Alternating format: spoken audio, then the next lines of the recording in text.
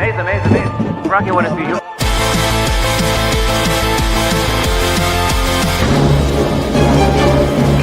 I really don't think they flew 90 billion light years to start a fight. Sunset chill days so long gone, can't bring them back, no magic wand.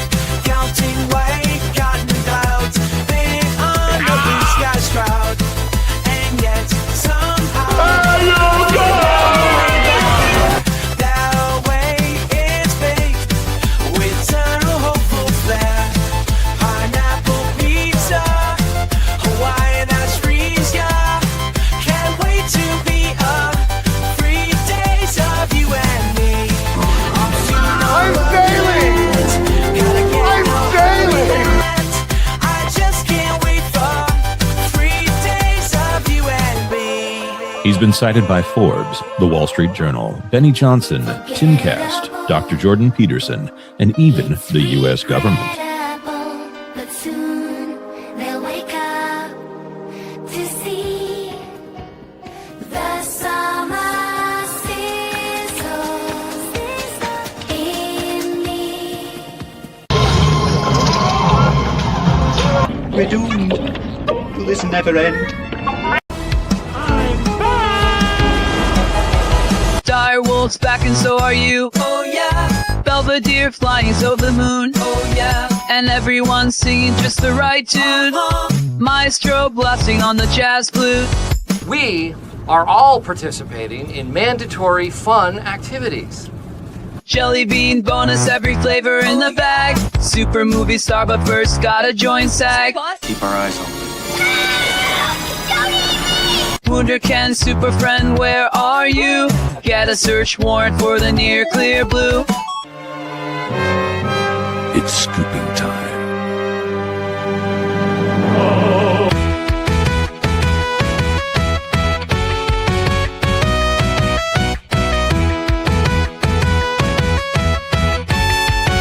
And can't you believe that?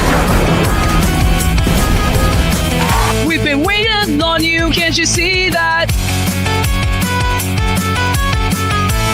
Put away the bad things they said to you. You are a sad, strange little man. Have my After all, just have to call and say you're some kind of Because you are the special. epic.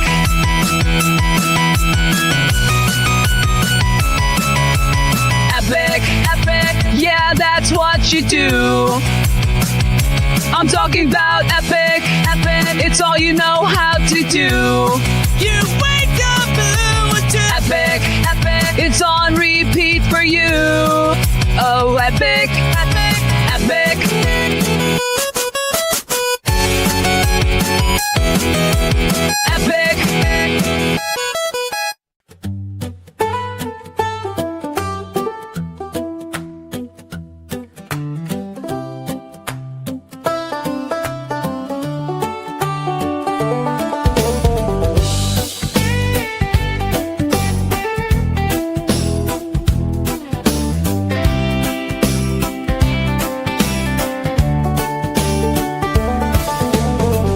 Hear ye, come on, to the never stopping daily strife, and it's called simpler times, they beckon so, floating on the water with no foam. Can we get away now, find a way now, somehow step out of this stream into a dream of slow it down.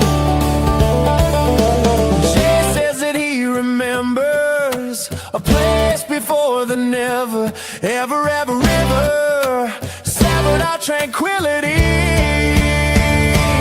Counting cars by Highway 30, sitting in the porch swing, guessing colors so poorly.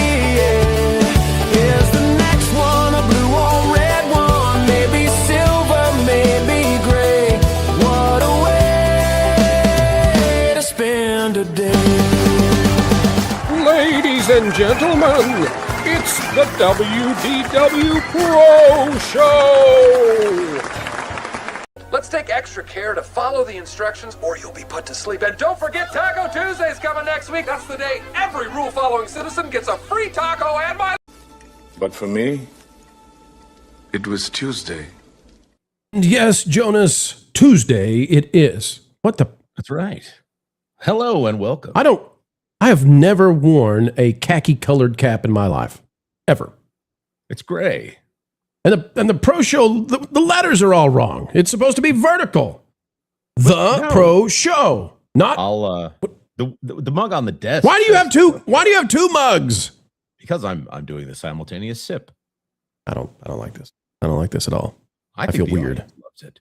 I feel very strange. And I'm wearing blue with blue, not white with blue. Got my green cap on. I thought you might do this. I put on the green cap because I knew you wouldn't be ready for it.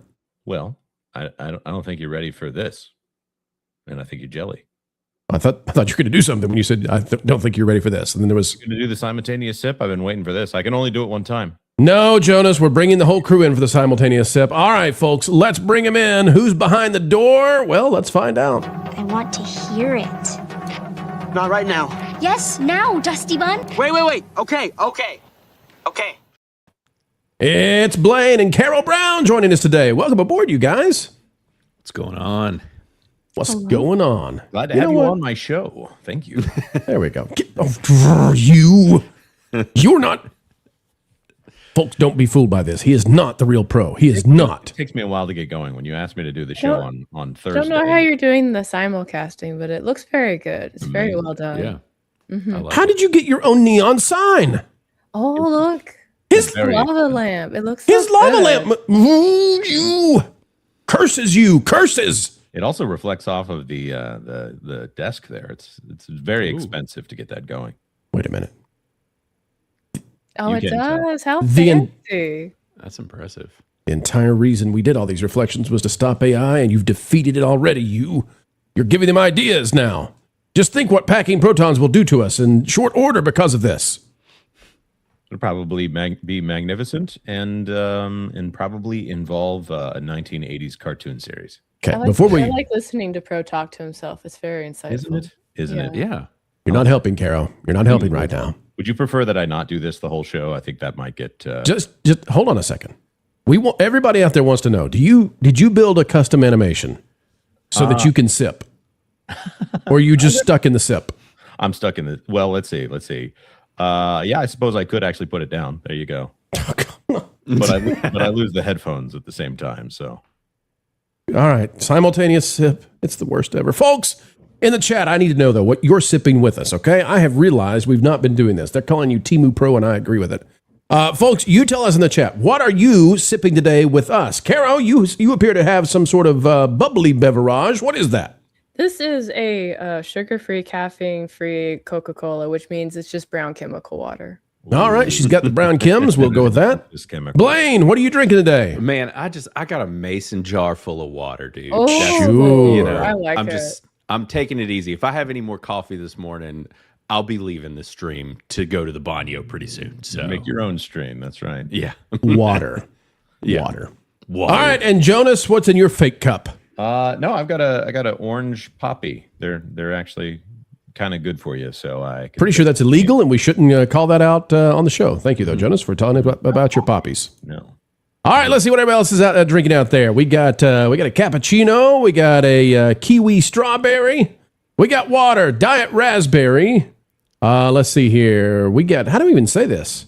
Indica. We got water. What is everybody drinking? We got coffee, cup of tea in the UK. Boy, we got a Mountain Dew. All right, folks, it's time to sip away with all of you. First, you click it, it's the like button, and then sip it. I think. And I think yes, Jonas. Other people may be joining us in this imbibement here. Bring them in, Jonas. Your hands are free. That's true. Also, I want to know: is it cappuccino or cappuccino? Oh, it's definitely cappuccino. Don't ever say it it's again. Marv. There he Hello, is. Marv. Oh, I ran to go get my beverage for the simultaneous sip. Oh, I realized I didn't have one. And then you were about to be left out of it. Okay. Yeah. All right, here we go, folks. Oh, it's hey, time. Mini wing. Ladies and gentlemen, it's time. Click it and sip it. Oh, that's a twofer. Hang on. That's refreshing. I think I'm obligated to say right now, this is getting out of hand. Now there are two of them. Don't encourage him. I should change. Hold on one second. Here we go. Why did you turn the lights off? That's not what we wanted removed. Oh, great. I was moving my submarine. We told. Oh, this is ready for fancy. Jonas like is a it. shapeshifter. Do you have Magical Girl Jonas on there too? No, any girl We- with me is magical. We made a. Oh, did you switch to Sean Connery there to say that? Right. Jonas, we made a promise that you would never reveal the Pro Marine, which is our secret nuclear sub for if Disney comes after us. And This is a new one. It's a Typhoon class. shut up and get the super chats on the screen. What are you on today? Tell Buckman to load the torpedo tubes. Yeah. Supergirl, day Down 3. periscope. You don't want to talk about torpedoes with Sean Connery. That's right. That was a good movie, and I read the book Like- too. Liable to get a little slap. Supergirl, 3-day, 15 million low end, 25 million high end. Oh, I don't know, man. That's really low. My prediction's 38. 38 million. I think 38 is right around where it's going to be. It might get to 40. By the way, Toy Story, if we get a chance, we'll cover this as the last story of the day. Toy Story, the non-estimates have come in. This just came out this morning. Non-estimates for the weekend didn't hit the numbers they were claiming. Kind of shocking. I know Valiant had said he thought it would be higher. I was hedging my bets, but yeah, did not make the marks they had estimated. Still a great opening, but anyway. Still going to be number one this weekend. Oh, yeah. Yep, tallest kindergartner. DDM 2001 became a member at the Pro Gold level. Welcome. Hey, welcome to Gold. And you know what? Gold gives you the opportunity to see the videos before they release to the public. So you get early access. Welcome aboard. Happy to have you. And then Mark Fields for 5. Remember, wherever you go, bring the positive vibes. Always. Because that's where Mark Fields is. That's right. Mark Fields bringing the sunshine. First Dragon Queen for $5. If the goal is achieved, the next person in the bear suit will be released. Hugs for all. Well, there you go. Even more reason, even more incentive. Folks, we're going to 50 today. Special Q&A on the way if we hit it. And I know, I owe you a new emoji. You all voted. Jonas, do you know what they voted for the emoji? No. What, So- was it to defect? 2 weeks ago, we ran a super chat goal that we would add a new emoji. We hit the goal. We sent out the request for what people wanted. We ran a poll. Survey says, Jonas, they want Asian wizard. It's a good choice. The reason I have not released it today is I need Fake Wizard to see the emoji and agree that it's okay to put it out there because, that could actually trend in places, and we want to make sure we don't make an enemy or a frenemy out of Wiz. The greatest thing ever last night, though, was the fact that we got Dean Cain to make a joke about Wizard looking Asian.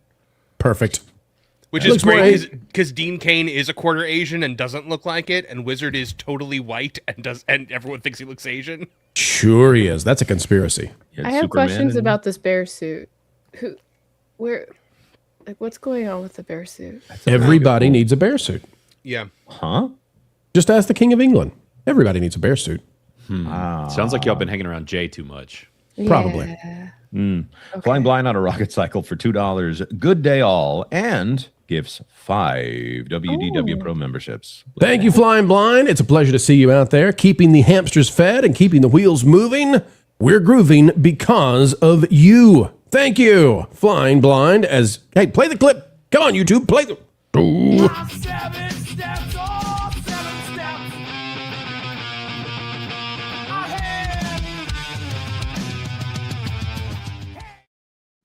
I was clicking that clip as fast as a Mortal Kombat guy trying to chop through the blocks and finally got it to go. Oh, we have Magical Girl Jonas now. Yeah, Magical Girl Jonas for $2. I love Magical Girl Jonas. I wish. Please read it in the voice of Magical Girl Jonas.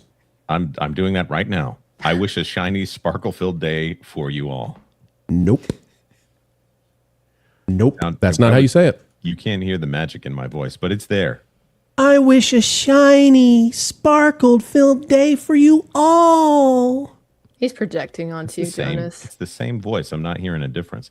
Wilton's dad for $2. Jonas, we discussed this. You are supposed to behave. You're supposed to behave. Amen. That was for blasphemy, Wilton's dad. That's what your mother said last night, Trebek. Detail Devil for $2. Mystery movie equals Young Washington. People left because studio. What? People left because it was Young Washington? Hang on a second. The coded language now is actually escaping my abilities. So Jonas, decipher, please. You go to certain theaters and you don't pick the movie. You get the generalized genre sometimes, and it may not be a full price movie, but it's the idea is you are making to the theater.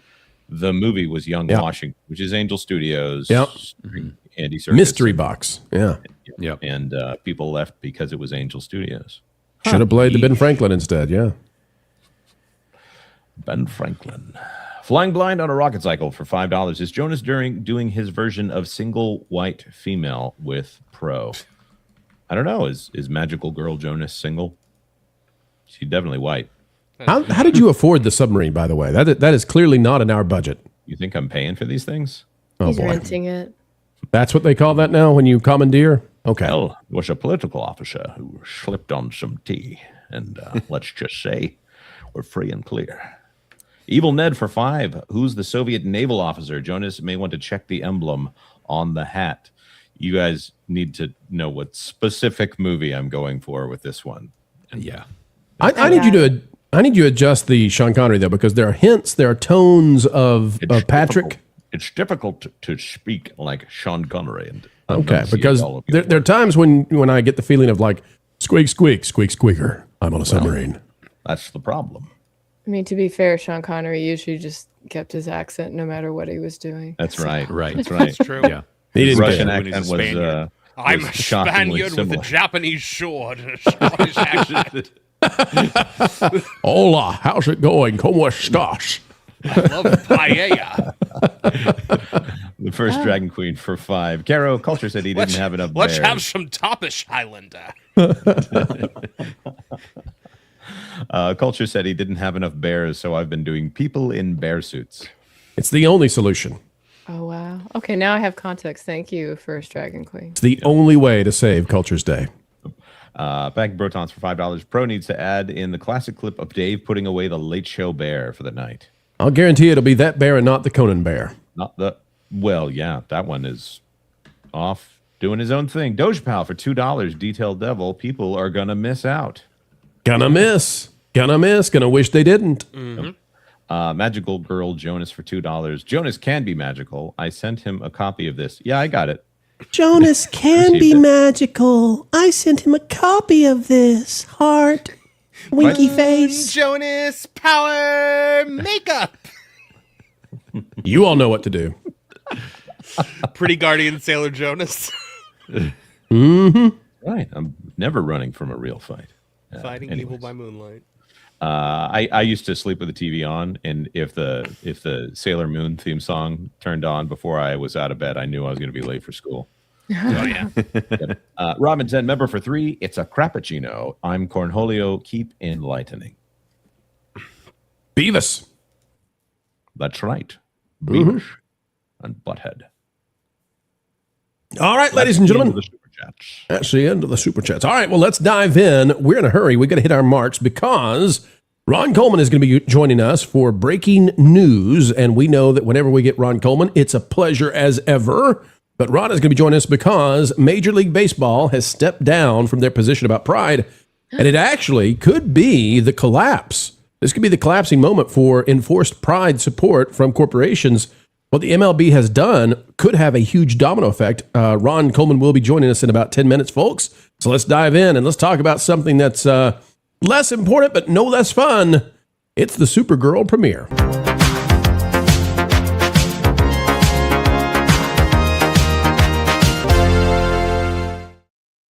To say it was a fiasco would be an insult to fiascos. Supergirl was a tragic damage of Warner Brothers and DC. And we're going to start in a funny way because this just gives you some flavor as to how the night went. A journalist is barely going to touch Millie Alcock to let her know they need to take a photo. And Corn Sweat is going to dive in like a bodyguard ready to slam down, enemy infiltrators. Get ready. Here we go.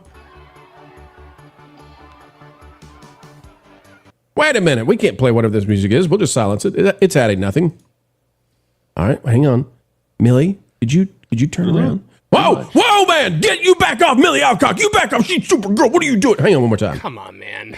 Hey, Millie, could you turn around? We need to get a photograph. Hey, what are you getting? This is Supergirl. Gosh darn it, she's stronger than me. This is the flavor of how last night went with Supergirl. Geeks and Gamers is covering it. Marvin is the author here. Supergirl star Millie Alcock sparks debate after claiming Kara is objectively stronger than Superman. Maybe this version of Superman.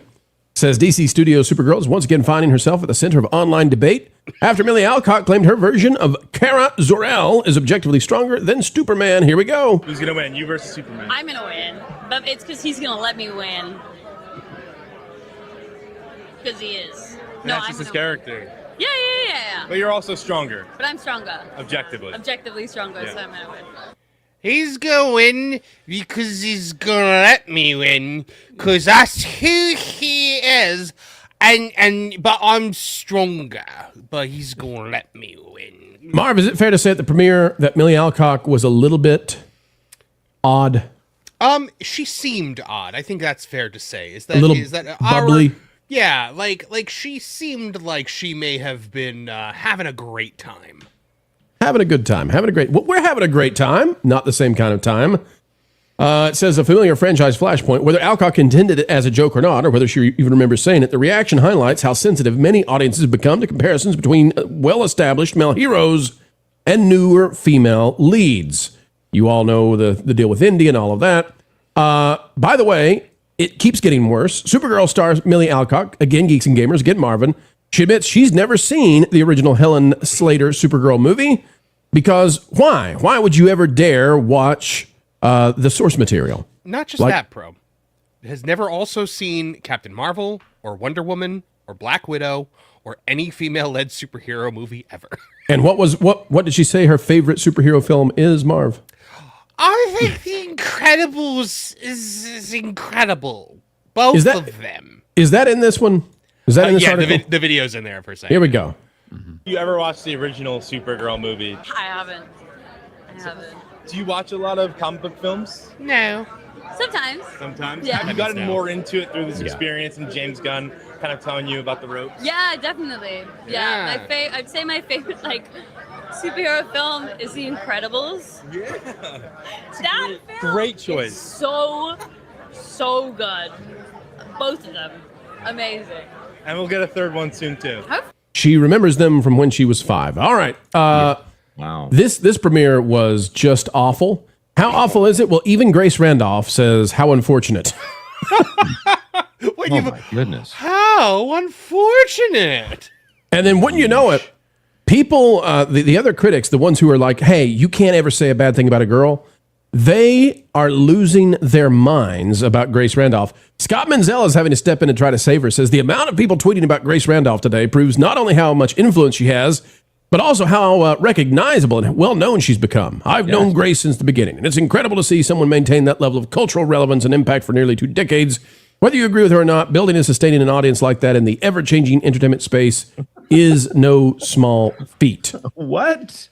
What is this is where we are for? But Jonas, because we all they don't know what to Randolph do because she's kind of ubiquitous in the space. She has more access than anyone can explain. Like why does this person show up at everything? It's like saying Mark Malkin is influential. Yes, Mark Malkin is influential, but that doesn't mean his opinions are legitimate. Can I also point out they kept Millie Alcock away from Mark Malkin last night. Like, he did not get near her. I don't know if he was even there. You're going to have to tell people who that is, Marv. So Mark Malkin, the voice, please. So, is this the gayest thing you've ever seen? That's Mark Malkin. He's the variety reporter who constantly asks culture war questions to MAGA is really upset. MAGA is talking about your Superman movie. He is...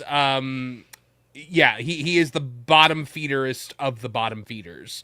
And I honestly wonder if maybe he was banned from this one after what he did at the Superman premiere. Because you remember the Superman premiere, he tried to bait everyone into culture war questions about Superman. James Gunn backed away from him. I think Nathan Fillion backed away from him, and Sean Gunn, of course, gave him everything that he wanted. Maybe that's what happened here. Maybe Corn Sweat, Superman star. Maybe he thought that was Mr. Malkin was the photographer instead, and he's jumping in and saying, "No, don't you ask? This is Supergirl. You don't ask her a cultural question. You get out of here. You." I mean, she's already talked about Supergirl as a queer icon and stuff like that. So I was like, oh, Mark Malkin is chomping at the bit to get a microphone in front of this girl. And he apparently wasn't there. Carol, Corn Sweat might know how bad she is at this. It might literally be that he's like, this is the future of my career you're tanking here. Maybe stop talking. It's over now. Okay, because now he knows his sequel is going to probably tank because she's going to be in it. Well, he probably was added in reshoots. He was definitely added in the second wave of marketing for this. Yeah. So and following, he's a better part. Following the premiere, the numbers are dropping. So the box office now looks worse. We'll of course do the review this week. I don't want to. If Grace doesn't like it, oh my gosh! But Caro, we're now looking at a $200 million loss for Supergirl, and my thinking on this is it's actually come in sub 40. So they had been hoping for 40 to what? Marv, what was the number? 40 to. They are saying 55. 30. It was 40. It was 45 to 55, but then they lowered it. Now it's 38 to 51. And I think it's going to hit 38. Yeah, I think it's going to be 30. And by the way, I've been saying 38 for weeks now. Caro, this is a situation where they don't know what to do because they're supposed to be just totally positive about, feminine films no matter what. And this is Millie Alcock, and she's supposed to have a career as Supergirl. It's supposed to be down with the patriarchy. So the fighting has begun, Caro. How does this play out, with critics like Grace Randolph? Who's going to win this thing?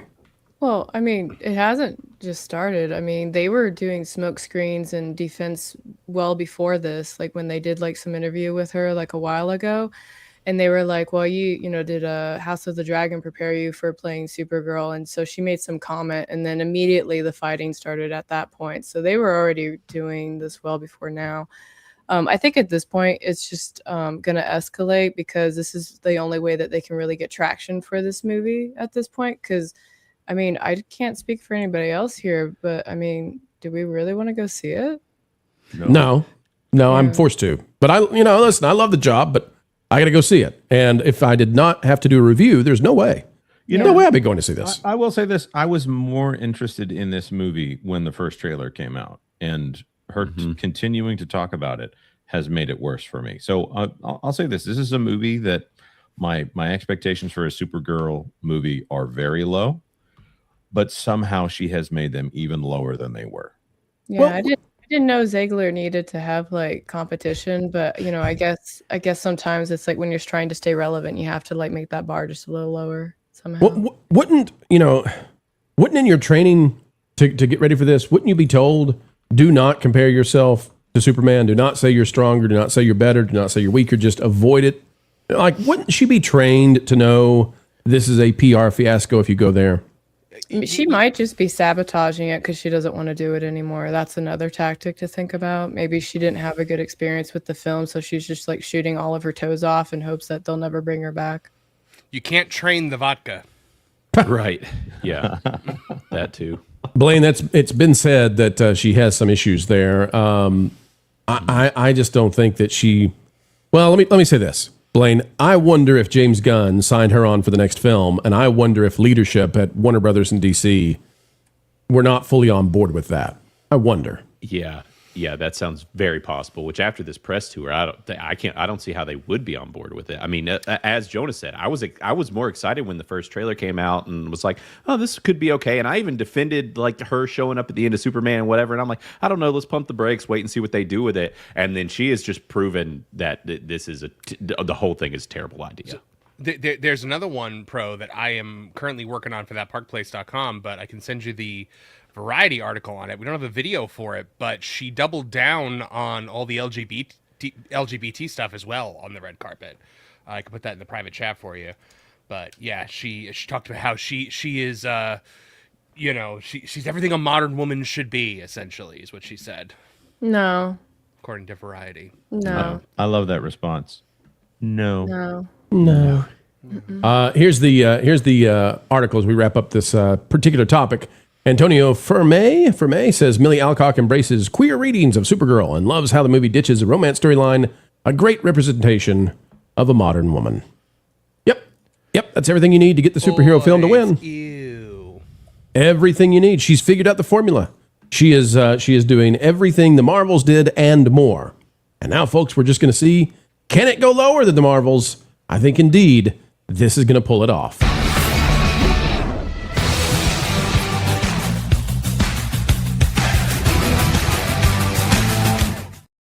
You know, I'm not sure if we're going to be able to read all of the super chats because we've got a special guest coming in.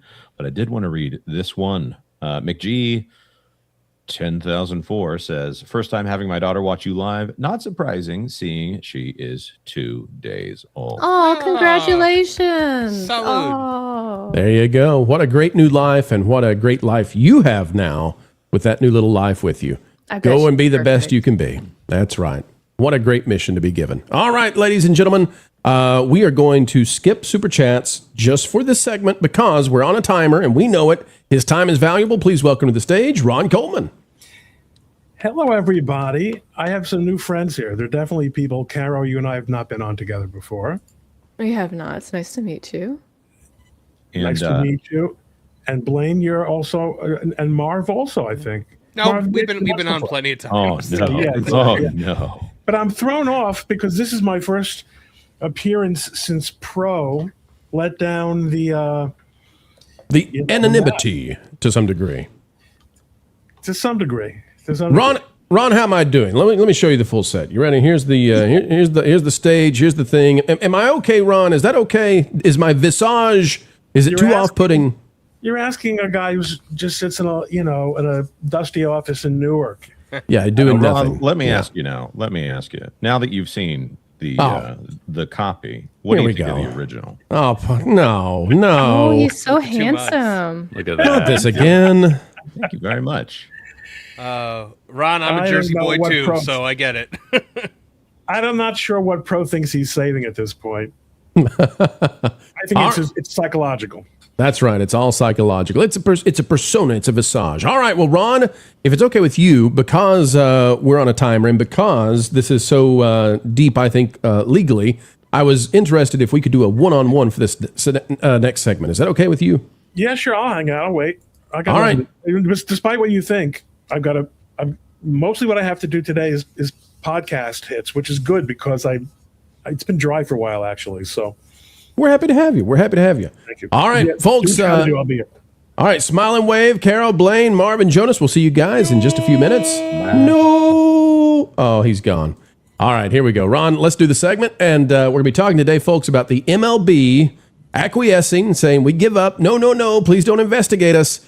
And Ron, in particular, I want to go to whether or not this is a domino moment. Are we going to say farewell to corporations enforcing pride support on their employees? Folks, it's an exclusive. Here we go.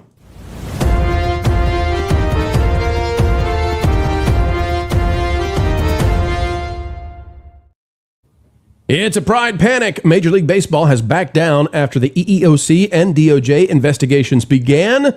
They've sent a letter to one Mr. Hawley. No, it's not a Mr. Hawley. It's Senator Hawley.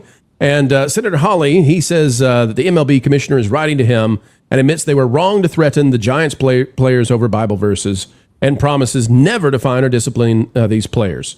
All right, so here's the letter. It says, we are in receipt of your letter dated June 16th, 2026. It says the letter raises two distinct issues and we will address each of them. Now, Ron, my speculation here is that this is not written by Robert D. Manfred Jr., the Commissioner of Baseball, but probably rather by lawyers. Would you suspect that as well? I would suspect that very, very strongly. Yes. It says, first, your letter asserts that by warning 3 San Francisco Giants players that they are not permitted to alter their cap, MLB has discriminated against players. MLB takes discrimination against its players in any form related to the league very seriously. As you reference in your letter, MLB has a policy negotiated with the Major League Baseball Players Association that states a player may not write, attach, affix, embroider, or otherwise display nicknames or messages on apparel or playing equipment. This policy is enforced without regard to the substance of the messaging. The rationale for the policy is that the league does not desire for its players to become messengers for political or social issues while in uniform playing baseball games because the messages have the potential to offend some segment of our fan base. It goes on to admit that forcing these players to support Pride may have been a step too far and may have abridged. Pride. Yes. I've heard that's a sin sometimes, Ron? Well, then there's that. Yes, then there's that. So this letter goes on to essentially say we're not going to punish these players for daring to alter their Pride uniforms, putting Bible verses on the caps. Ron, what's bigger than this, I think, and we'll see where this goes, whether you agree or disagree, is the MLB now has essentially admitted that the enforcement of Pride as the support of employees, that constitutes a religious statement that cannot be trampled upon. And so the MLB is stepping back from that. And I wonder, is that causing other corporations, especially entertainment corporations, but all the other corporations to say, whoa, we can no longer force you to support Pride in the way that we deem in our best interests? I don't think so. This is a really brand-specific, outward-facing, and relatively trivial occurrence.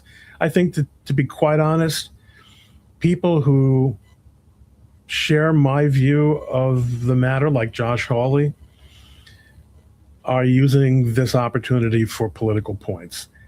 I don't mind at all that government officials are weighing in and reminding MLB to watch it. But MLB's on pretty solid ground here. I don't think most corporations have this level of intensity with respect to brand enforcement. I do think that, and remember, every time a baseball player goes on TV, millions of people are looking at that, especially if it's a pitcher, right? I mean, on the other hand, think of all the videos you see on X of airline employees wearing Free Palestine pins and stuff like that. Really, nothing really ever happens about that kind of stuff. That cuts in the other direction, but I wouldn't read too much into this. I do think a realignment is underway. I think everyone would agree that Pride 2026 doesn't feel quite as in your face as Pride 2024 or 23 did. Yeah. And that's a good thing. So let me ask you this, Ron, and I don't know that you and I have had the chance to look at the data on Pride. I'll pull that up in just a minute because you're exactly right. It's not just a feeling, but the societal interest in Pride Month is massively in decline. So I think it's semi-organic that these corporations no longer have an incentive to push the Pride merchandise, especially now that it's no longer supported by DEI and ESG initiatives that have largely gone away. But Ron, let's play this out now. So let's say that I'm a Disney employee, okay? And let's say that as a Disney employee that I'm employed at Disneyland, and I don't know if you've seen the Disneyland Pride Night event, the parade, but let's say that I play Goofy. I have, as you recall, if you rack your brain, for years I've been saying that Disney has really been ground zero on corporate pride, so to speak. Sure. And that it remains institutionally very much enthralled. So your choice of Disney is, I'm sure, not accidental. but I would say the average Disney employee, let's put it, the average Disney employer and the average performer, and that's a broad category, and the average MLB performer are not on the same place in that distribution graph. Yes. Of their feelings about pride. Yes, I agree. But okay. Let's hear your hype. Let's go into the theory crafting. Let's say that I play a character in the parade, and let's say that Disneyland now requires me to participate in the Pride Parade, but that does not jive with my religious beliefs. I just want to play a mouse. I'm just a Christian, or I'm an Orthodox Jew I play a mouse, man. That's my job. Leave me alone. And they say, no, you have to participate in the Pride Parade. Is it now possible that employee would say, well, actually, Disney, I just saw what happened with the MLB, and I would like to be allowed not to participate, and Disney would then have to acquiesce to that. What's the rule here? The rule is the same regardless of what MLB did. Let's be real clear about that. It has no legal significance whatsoever. The question is an interesting one, and the answer, I think, would be different, or may very well be different, depending on whether that employee worked in Disneyland or Disney World. Absolutely. And Ron, we've been paying attention. The Disneyland parade featured people in drag. Walt Disney World had none of that. I mean, Walt Disney World has a few murals, and they're hidden away. And some people have claimed that new legislation in Florida may actually make what they did in Disneyland illegal. Don't know about that, but you're exactly on the right track when it comes to societal interest in Pride. This is the Google Trends that we have for Pride. Now, ignore this one on the other side because it's partially cut off. But if we look at 2022, this is where it reached the height of interest levels. After 2023, we can see it was essentially the same, and then there was a huge drop off preceding. Not following the election of President Trump, Pride fell by 33 points in terms of interest levels. People searching anywhere at all online fell to 77. It fell further after Trump was elected to 73, which is a huge decrease just in overall searches. I mean, we would find this bizarre if, during the holiday season, if either Christmas or Hanukkah suddenly, had this kind of a drop in searches. It'd be like, why? It should be the same essentially every single year. But something has happened with Pride where it's dropped this much. Now this year, it's actually matched it, and I think it'll go a little bit higher. But I think that's probably because people are searching and saying, where did Pride go? What's going on? I don't know that it's because people are more interested, Ron. I think it's because people are following the news of it disappearing. But isn't it also possible that there was renewed interest in it because of this story? Yes, absolutely. Absolutely. So you're not wrong, and the stores have largely gotten rid of this stuff. A lot of the merchandise, the products were eventually going into secondhand shops anyway for the years past. And it seems like all of this was kind of corporately orchestrated. My hope is that this will cause companies to think about just, the additional dangers going forward of enforcing support for the employees, even if there's not a legal case to be made. At least the idea that a stink can happen like this did, and it can rise to the levels of the assistant attorney general and all that. Yeah, I mean, I think, this is an important point. I mean, going back to my Disney versus, what is the average Snow White on a parade float actress think compared to what is the average third baseman think? No one cares what the average Snow White actress thinks. She's utterly and completely replaceable. She's a commodity, whereas third basemen at the major league level are expensive. What MLB did here was try to treat expensive talent like low rent talent. That's a great point. And that was not fabulous.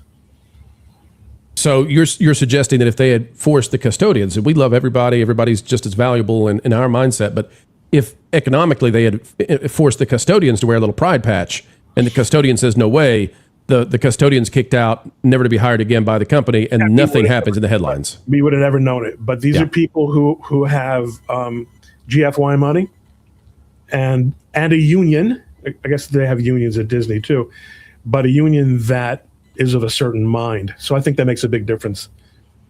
Let me ask you this, Ron, at the risk of stepping into the religious and political, but I think it's worthwhile for us to have the conversation. Are you at all surprised that when this stuff comes up, it's almost always Christians or Christianity that's facing up against this? We never get, at least I don't recall a time where a Muslim individual has said, I'm not going to wear this. I'm always curious about why these companies push the pride thing when that is very antithetical to the beliefs of most Muslims. And I always wonder, how are they going to hold that coalition together? I don't understand it exactly. Do you have an idea on what's going on there? The pink and green coalition does not, or the pink and no, I forgot what it's called. Did I get the colors wrong? This is no, it's not sustainable in the long run. It doesn't have to be. There aren't a lot of Muslims in Major League Baseball, to my knowledge. Right. And there probably are a handful of Jews, but none of them are Orthodox Jews. So we're not going to see it in sports. There are probably more Muslims in other major league sports, actually. And by the way, not only Muslims, this is one of the dirty little secrets of coalition politics. Black Americans are not such big fans of Pride. As a percentage, yes. As a percentage, and below the leadership, at the leadership level, everyone sings off the same sheet of music. But on the street, this is a pretty well-known thing. So this crap always had a limited shelf life. And this pushback is of real cultural significance. Legal significance, nothing, because nothing happened. I don't think anything really could have happened. But I do think that it is it a watershed? Time will tell. But it is an excellent reflection of the fact that the high watermark of Pride celebration at the commercial level has probably been passed, God willing.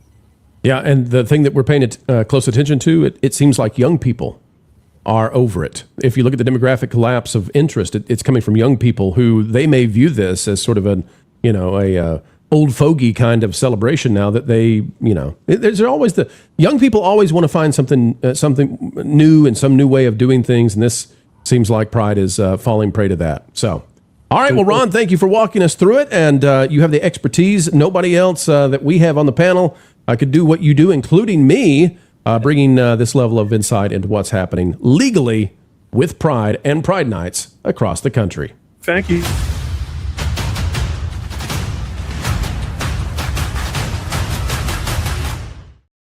Well, we accidentally cut off Ron, eh? My bad, Ron. I'm so sorry. We've got Carol, Marv, Blaine, and Jonas back. He's been like that the whole time. It's great. A it's slow scream. Like the boring part of Superman, 1977. All right. Well, that was a fun one. We always like to get Ron's perspective. And for folks who don't know, Ron Coleman worked with, in the same firm, the Assistant Attorney General Harmeet Dillon, and he, because she's been a part of that, he understands what's happening in a way that, a couple of people or three people in the world might know. All right, Jonas, let's get those super chats. We've been waiting way too long. The superstars have things to say, sir. Alrighty. Archer Merchant for $2. Controversial take. Hollywood is another Jaguar. Ooh, sounds a little bit like it might be Buds with Light. Maybe Bud Light. I was hoping it would be a cougar, but Dane Wren Gray for $5. Super excited. The feral child from Mad Max got the role in Supergirl. I'll tell you what's going on there, and I'm not trying to speak ill of anybody's looks or appearance or anything to do. When she speaks, though, it's a mannerism thing. She does something additional with her lower lip and lower jaw that most people don't do when they're communicating, and it creates sort of this off-putting thing for a lot of people. Now, I'm never going to say anything bad about it. It But look like a rabbit. That's what it is. She's doing extra down here somehow. Yeah, it's called slurring your words. Wolfle McGruffle III for $5.02. It might be harsh to say you could land a plane on her two front teeth, so I won't. Marv says, I come up with this I'm trying my best to say there's something odd with the way she structures her mouth that's causing people, and this is an example of that, right? Most people don't pull their lower lip down when they smile. That's just not typical. And so that's what's giving that off thing. And Marv's response is, she's drunk. She's hammered. She thinks that she's stronger than Superman. Caveat ties for $5. I look forward to Supergirl criticalist reviews, particularly from criticalist powerhouses Blaine and Jonas. I need to upgrade my criticalist account. I lost my Crit Club. Oh no. Yeah. Oh no, what happened? I set it on one of those cards that I have to tell it to renew. So that's right. I'm very offended right now. I've been really working hard to try to become a criticalist powerhouse, and Epic Mike gets all these followers, and Marv, pours his heart out. Here we go. I got to get my Toy Story 5 review in for Criticalist. I've got it, but I gotta get it in there. Yeah, we gotta 7 get out of it 10 in from there. me. Thanks. Anyways, detail double for $5. Normie buds want to see Disney, Supergirl, Odyssey, etc. But since I'm a A-list nerd who buys the tickets, if I don't go, they don't. Jurassic Park 95 in 3D on July 4th. Dude, where is that? Count me in. For real. I've got the disc, but I don't have a 3D setup. I bought it in anticipation of eventually getting a 3D setup. So I have Jurassic Park in 3D.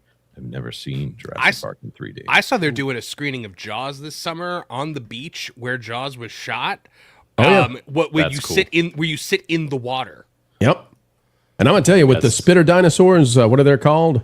They need to attach those little spray things that Disney has at their park. So when when they spit the acid, it needs to spray a little water in your face. That'd be great. Every 10-year-old boy watching right now is just screaming the name of that dinosaur at the TV. Gallimimus? The Jaws screening is for everybody but Blaine. No, right. Yeah, that makes sense. They wouldn't allow me to come to that. Yeah, no. You'd probably be in the ocean. You're well known within the Jaws community. Detail double for 2. Yeah. I'm Masters of the Universe target. Marketing turned me off. Mainstream. I think there's a lot of people that are in that boat with you. And I think, as far as MGM Plus is concerned, which is where that's going to land, it's right next to Project Hail Mary. So I think they're going to do fine. Yeah. I think it actually will, get a big bump once it hits streaming, because it's kind of a crowd pleaser of a movie for the most part. I should have said this during the segment, but it's the Motu thing too that really, you would think they would be telling Millie Alcock, do not make these kinds of statements or jokes. Do not, because it sunk the Masters of the Universe movie. So do not do this. But there she is. Evil Ned for $2. Jonas, the book was far better. I don't know which one you mean, and I'm going to just blanketly agree with you.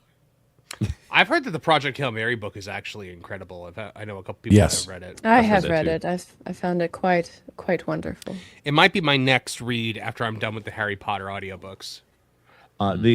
There's only 2 movies that I've ever heard of where the author of The Prestige said, no, Christopher Nolan's version was better. And I think Forrest Gump is a completely different character in that book. So, Juliet for £2. Like, subscribe, share. Cats, smiles, and cheeseburgers. Thank you, Juliet. Thank you. We appreciate you. Food, folks, and fun. DL Racer for $10. Ron, you are wrong on this. This is political ideology being forced upon people. This is not a brand. Sorry that we didn't get that up here while Ron was here. Well, that's why we said, and that's why we did the one-on-one. Usually we like to have a full panel for everything. But the reason we did the one-on-one, Ron had to run. He's got another podcast engagement. And he's somewhat of a high-powered lawyer, I hear, representing let's see, who is that guy? Oh, the president of the United States, yeah. Well, maybe he had to argue and put in place the Supreme Court justice. Detail double for $2. Disneyland Pride Parade characters seen to be in Kundun dress. No, wait, that's not Kundun. Kundun was the movie that got Jonas. Eisner in trouble. Jonas, you should not try to figure out what that is. Oh, no, I know what that is. It'll make you blush. And yet I have many children. I know what those are. And nah. Archer Merchant for $2. FCC taking license from Disney would change things. Yes, it would. Here's the thing. None of these corporations are viewing these changes in enforcement of laws that have not been enforced for a very long time as, they're enforcing these laws and they're helping us stay with the law. They're viewing them as a tax. That's more than one corporate. That's not just a Disney thing. They all view this as a tax. Tax, T-A-X? A-T-T-A-C-K-S. Like a torpedo. Oh, like a torpedo attack. That's what your mother said last night, Trebek. This is it. Connery never said that. It was Daryl Hammond as Connery. and Norm Macdonald always won those skits anyway, just by showing up with a giant hat. I love the funny hat. Burt Reynolds has apparently changed his name to Turd Ferguson. Yeah. Norm Macdonald is Burt Reynolds doing the Darth Vader audition and says, "Yeah, what kind of car does this guy drive?" It will never not make me laugh. Ken Reihard, member for 28 months. She should get unfrozen caveman lawyer to sue you. Not just a caveman. But who are we talking about? Millie? Is Millie going to sue us? No, unfrozen. It's the Phil Hartman sketch from. Okay. It's like Matlock, as if it was an unfrozen caveman lawyer, and he does the thing where he says, "I go to my box seats at the Knicks game, and I see. I don't know if they're fighting over some kind of food, but what I do know is that my client is due full punitive damages for the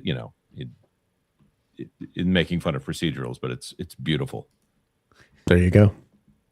And then Detail Devil for 2, Jurassic Park 3D, Amazon Culver Theater, California. Man, you're both selling me on this and telling me do not come here. Mm-hmm. Yeah. It's a paradox, Jonas. It's a paradox. Folks, we are 10 out of 50. 10 out of 50 on the way to the Super Chat goal. I believe we can do it today. We need you to help us through. The Dream to Stream only happens because of this great community. The hamsters need your assistance.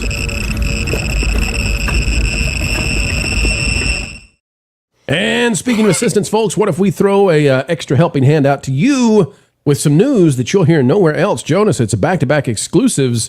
It's about Toy Story, and we've got some stuff from a source. I think we got the Star Wars thing exactly right. The more stuff that comes out, the more I'm assured of that. And now we've got something on Toy Story exclusively for the folks out there. Shall we dive in, Jonas? Let's do it after we say hi to Donna Hergenrether. Hi, Donna. Hi, Donna. By the way, folks, it's a double exclusive for you right now.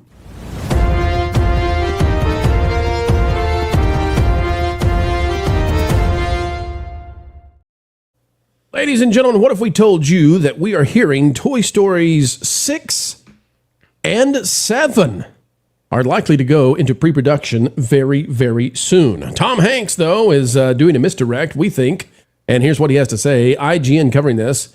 Tom Hanks is uncertain about a Toy Story 6 return. Quote, they could put together anything they would want, unquote. Disney could use technology to cobble together voice lines for Woody in Toy Story 6, Tom Hanks has suggested.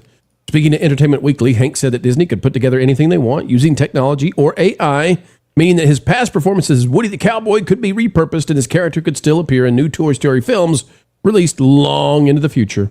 Time is undefeated, Hank said, apparently referencing that he would not be around forever. The question would be whether or not we could cobble together some version of me. Every word we have ever recorded in time in Toy Story is on digital media somewhere, so they could put together anything they would want. While Disney owns the rights to all of Hank's past work as Woody, the idea that a future Toy Story film could be completed without Hanks himself recording new lines seems extremely unlikely. And it would go against the message of Toy Story 5. It says, additionally, while Toy Story 6 remains unannounced, this weekend's huge opening box office for Toy Story 5 means that any future, probably extremely lucrative continuation of the hit Pixar franchise will likely happen sooner rather than later. Continuing on with Tom Hanks' statements, he says, if you're going to do another Toy Story, it better be worthwhile. It better be great. You better be examining some theme that is not just dragging it out because people like the title. I mean, it is a huge corporate business without a doubt. I'm not going to discount that, but unless it's good, new, fresh, there's no reason to do it at all. That's Toy Story 5. It is. You're right. Variety is reporting the same thing. Says they might, just use AI to bring him back if he's too old to return. Folks, we're here with an exclusive right now. According to a source we have, and take this with a grain of salt, we are in rumor territory, and we are talking about future products that have not yet went into production. But according to our source we have, it is very likely that this week, Toy Stories 6 and 7 will simultaneously go into pre-production. We are waiting to hear if those get green lit. We do not expect those will be publicly announced when they do. But, ladies and gentlemen, that is what we now anticipate, is that there is a rush, there is a race at Pixar, not only because the technological window is closing for doing CGI films the way they have been done, but also because they want to keep the core cast available to record lines. And the only way to do that in time seems to be to get them to record those lines very, very soon for both movies. Now, I am going to be releasing spoilers for what we believe is the pitch for Toy Story 7 on the Patreon later today. But panel, I wanted to bring the question to you. What do you think about the idea that they're going to go into 2 more Toy Stories and this franchise ends up at 7, and then that's the end of the era, no more, but 6 and 7 still on the way. They'll finish out the Bonnie trilogy and then a 7th that is a special finale for the whole thing. What do you guys think about Toy Story? Is that the right way to go, or should they shelve the thing at this point? So it's a double-edged sword here, right? Because one, it makes a lot of money, and it makes up for all of the failures that they have at the box office for the most part. On the other hand, you have, artistically, you have a film series that had a picture perfect ending with Toy Story 3. I mean, the most perfect ending, the most perfect punctuation ever put on a story ever, maybe. And they continue to go back and back and back to the well and just completely and utterly destroy the story that they wrapped up so beautifully with 4 and 5. 4 and 5 are absolutely terrible, especially if your name is Woody. I shudder to think of what's going to happen if they continue on with 6 and 7. I think that and every Toy Story the first Toy Story movie was very fun. It had a theme about friendship. It was about the toys being toys. And then from Toy Story 2 on, it has just been about the existential horror of abandonment. And well, that's really that's what the first Toy Story is too, right? Woody is afraid that Andy is moving on from him to Buzz. And then it just keeps going, right? So Toy Story 2 adds on to that and says, well, all toys will eventually be abandoned. Would you like to live in a plastic paradise instead? And then Toy Story 3, the idea is, hey, every single toy that we have been with is about to be completely abandoned by Andy, and they're going to be in a closet forever. Should you try to find an adventure or stay in the closet?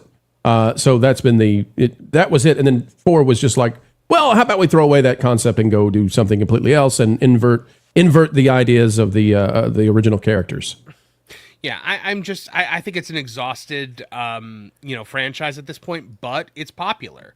So at the end of the day, if there's a demand, I guess from a shareholder perspective, you have to continue. But from an artistic perspective, maybe try to develop something else. And Blaine, it seems to me that if they're going to get Tom Hanks and Tim Allen to play these characters again, I think they have to. And to some degree, Joan Cusack. I mean, she already sounds older. 97-year-old Joan Cusack. Yeah. So Blaine, it seems to me this is why I give great credibility to this source that's reaching out to us. It makes sense to me that they would go ahead and record the lines for both films and get this thing going. We believe that Toy Story 6 is going to be scheduled for somewhere around 2030. And we believe that Toy Story 7 is going to be scheduled for somewhere around 2032. So Blaine, what do you think about, they're almost, it's almost a given they'll make $1 billion every time they're released. So how could you not as a company? Well, and that's the thing is it's like at this point we say that, but we've seen what's happened to even now, granted, they have not sullied the brand to the level that they have Star Wars, but we've seen what's happened to things like Star Wars where you run it too long, people just get tired of it. They don't care. And I think about my kids in mind where my kids, the only Toy Story movie that has come out during their life was Toy Story 4. They did not care. They did not like that movie. It did not resonate with them. And so this one came out and they're like, whatever. Like, so we're already reaching a point where these younger generations, like, they're not as attached to this brand. So where are we going to be at, 2030 and 2032 with these younger people where they're like, I don't care anymore. Like, that's Blaine, not. Do you think this will... Sorry. Go ahead, Marv. No, you're good. I was just going to ask if you think it's a millennial nostalgia thing that's driving it. I think that there is a degree of millennial nostalgia driving it for sure. But also, I mean, we're seeing as well that even though this movie is doing really well, it is not getting the hyper praise that the first 3 films did. I mean, on Criticalist, it's at a 53% right now. People are super divided on it. And our scores still do tend to be a pretty solid metric for where things land, and this is clearly being kind of a middle of the road. People are kind of loving or hating this thing, and so coming off of this one, it's like even if it does really well monetarily, if the opinions on it are as low as some people have them and as low as they were on 4, where's it going to be 3-4 years from now? Like, are people even going to care anymore? Yeah, it's the question of resonance, right? So will this hold on, especially once it's streaming? Carol, there's a Toy Story 1, 2, and 3 I think is one of the most perfect trilogies ever made. I mean, Lord of the Rings is up there. Star Wars is up there, but Toy Story 3 deserves to be, or the 3 deserve to be in that discussion. And now 4 and 5 feel very episodic to me. If you were advising Caro where to go with this, how do you, if you're going to make more and you're going to try to give this a proper send off with 2 finales, what should they do with the toys? Where should this go, you think? Well, I don't even think I would recommend it for movies. I would make it a TV show like what they did with Little Mermaid for the longest time. Mostly because if you take a look at the toys that are being sold, it's none of the new toys that are in these movies right now. And one of the things that comes with movies like this is they want to sell the product. They're just selling the same ones that came with the first one. I think if they made it like a typical show like The Little Mermaid or Aladdin, that might bring in the charming factor that kept the IP going for so long and allow them to kind of expand with ideas and concepts. Because from what I understand with the one that just came out, my first thought was like, that's like a 30-minute episode of some kind of TV show. That's really what it could be summarized to me. But for some reason, we seem to be stuck on this idea that films are the way to go. And I think the other concern I have is that children today aren't attached to toys like we were growing up, because if you take a look in a restaurant, you see kids at a table, they're not playing with toys, they're looking at a tablet. Yep. Right. So, Jonas, what we're hearing is that Andrew Stanton has laid out a roadmap for 6 and 7. They're being very coy about that. I think he's said some things that kind of give it away just a wee bit. But they may have a plan for this thing. And I think they're in a race right now, Jonas, not only with the voice actors and trying to make sure they have them, but also technologically. We covered the Adventures of Mary Sue from Josh Dawes, the Disney employee that was fired, and how amazing that looks and how much less it's going to cost. Anybody's going to be able to make these movies very, very soon. And so I think that's partly why they're having to move so quickly. What are your thoughts there, Jonas, about all of these timelines collapsing for what they can do and for this era ending? I think if there's a way to do it without any soul for as cheaply as possible and as quickly as possible, Disney will find the way to do that. It's been an amazing thing watching this company that used to be innovators, not just technologically, but more importantly in storytelling, that somehow they can make these things that are revolutionary, but at the same time, timeless. The fact that people can go back and watch the original Toy Story and it's still a good movie. When it comes down to it, The Adventures of Mary Sue, I appreciate the idea of this, and I love that Josh is doing it. He's not making something that's supposed to be standing the test of time, but unless Mary Sue has elements that are timeless instead of this commentary on the current malaise that we're all in, this is going to read like the Adventures of Spin and Marty from back in the day, where ranches were big. So we're going to talk about the Adventures of Spin and Marty. But the point here, Jonas, is this is technologically on par with Pixar, especially if it's upscaled to 8K. Yeah, technologically on scale with Pixar. Yeah. They still need the master storytellers in charge of it. And unfortunately, the master storytellers have all left the building or been asked to leave at Disney. If John Lasseter was in charge of this, that's great. If Andrew Stanton is in charge of it, he's very talented. He's the reason that Finding Dory wasn't just Finding Nemo 2. It was actually a really good story. But I think that Pixar has strained out all of the top talent.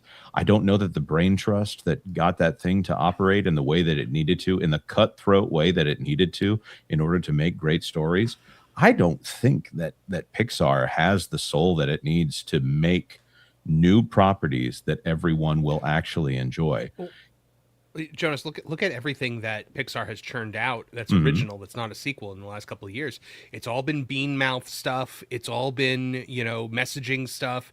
Pixar, they can't get a hit to save their lives on an original thing because the stuff they're coming out with just isn't resonating with anyone. Their next thing is Mark Ruffalo as a mafia cat. Right, from the director of I liked Luca, and I was looking forward to that movie, and 2 things happened. There was a clip that was very boring, and I did not connect to those characters, and also one of them is Mark Ruffalo, so thank you. We're gonna get messaging on that one, and they're perpetuating the rumor that the mafia is real, which it's not. Right, they're like ninjas. They don't really exist.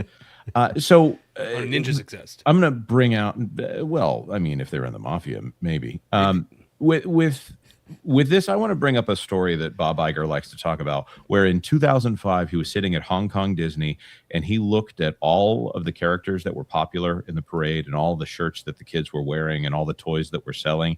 And he saw that the only things that were selling were Pixar characters, and none of them were from what Disney had produced. Right now, we are talking about Toy Story 5 and leading to Toy Story 6 and 7. That's a movie that came out in 1995.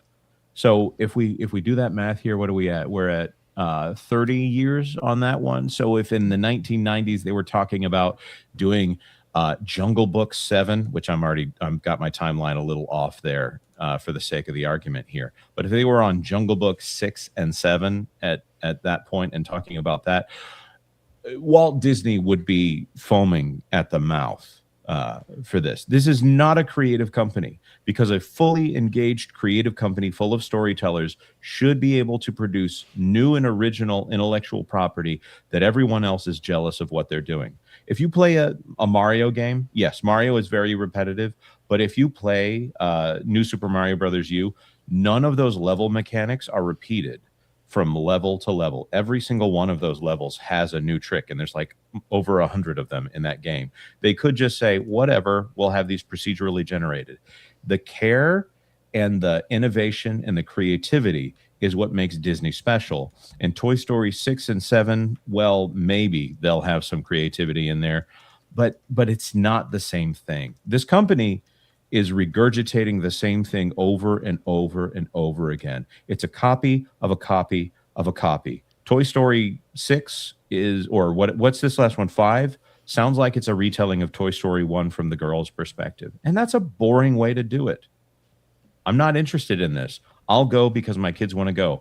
I can't believe I'm looking forward to Minions and Monsters so much more than I'm looking forward to going to see Toy Story 5. What are you doing, Disney? Yeah, that's a great question. Do you think it has something to do with them trying to keep rights to their property? Well, I think they own it, lock, stock, and barrel at this point. I mean, is it John Lasseter that owns this one? So I thought it had like a 70-year lapse or something like that. I think with this, since it fully originated within the corporation, that's just it. They just own it until the copyright completely lapses. So if we go by the previous counter, I think they got another 70 years or something. Yeah, but if you wondered, like, why do they keep doing redesigns of Donald Duck or Mickey Mouse? It's because they're constantly refreshing these, because each new refresh resets the clock for that particular refresh. So it makes it very difficult for people to use these IPs. I just want to say, folks, if you'd be interested in hearing what we believe will be in Toy Story 7, go check out the Patreon later today. It's www.patreon.com/WDWPro. You can be spoiled 6 years early, so long as changes don't happen. We're going to make our best guess and stab based on what the leak has told us, and take it with a grain of salt. But that's where we'll have it, folks, and that's where we're leaving this part of the story. You tell us. Do you think Toy Story 4 and 5 are on the same level as the others? And how much damage did it do to the brand losing John Lasseter? Because, gosh darn it, the man just hugged too much.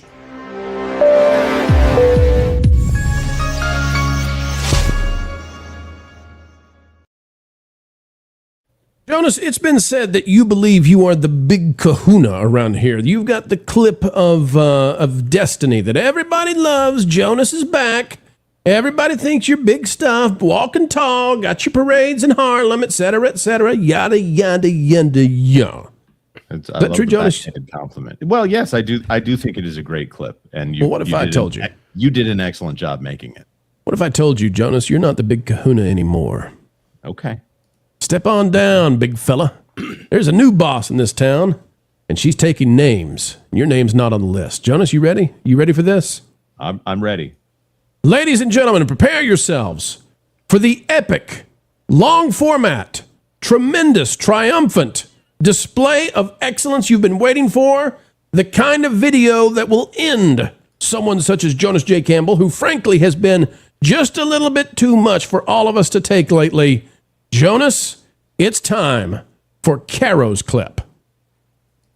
Go ahead, Jonas. Give us what's your quip? That intro was longer than the clip is going to be. You lie. This is my carol song. It is 8 seconds long. Look at that. It's so good. That's it? Oh, wait a minute. Hang on. That was it. Yeah, you So know, next but week, there's I a. appreciate it immensely. I have to let you know that there is a slight controversy with the song, and that it's actually 10 seconds long. You guys were. Let me get this straight. Who made this clip? I did. Well, I made the song. He made. Yeah, I made the clip. She made the song. It was a team effort. Yeah. You two, listen. We're griping about Disney and them not, them being lazy. You guys couldn't speed the song up 20% to hit the 8-second mark. No. I just with the groove. No, that's what adds to the charm of it, because like later when there'll be a documentary about it, they like the conspiracy of the 8-second song, and they'll be it's actually 10, and then that's the end of the documentary. Yep. Time it out, folks. Count it again. This is my carol song. It is 8 seconds long.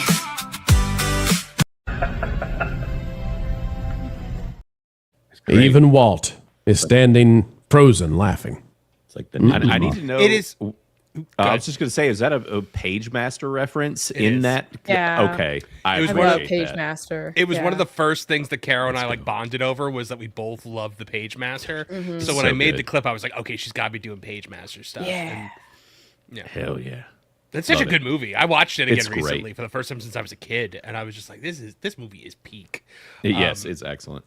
But I will also say the Caro song, like if you've got real life fake wizard fighting stuck in your head, just play the Caro song, and it acts as like a cleanser. Like Like an whatever internet song song. is stuck in your head is just gone. Let's find out.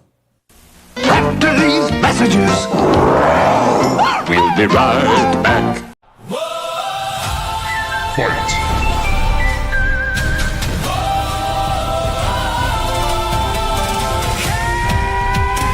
It's time for fake wizard, real fighting. It's time for battle showing. What is this madness? When You shall not enemies pass. are all enticing. Real fake wizard, bring You shall not lightning. You thought thumbnails were amazing, but you didn't think he could bring down the big boss in low budget demo hood. He's a macho man with gotcha hands. Roundhouse kick will do the trick. Hit you with the Gandalf stick. Let's get to real life fake wiz fighting. Let's get to eye gouging and biting. There's no dignity in loss, so kick them in the jaws. Let's get to real life fake wiz fighting. Let's get to clawing and conspiring. YouTube is just for kicks. He's in the dojo, he don't miss.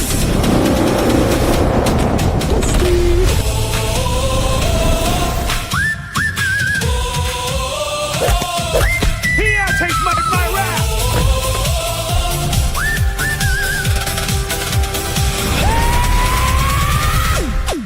Let's get to real life fake wiz fighting. Let's get to eye gouging and biting.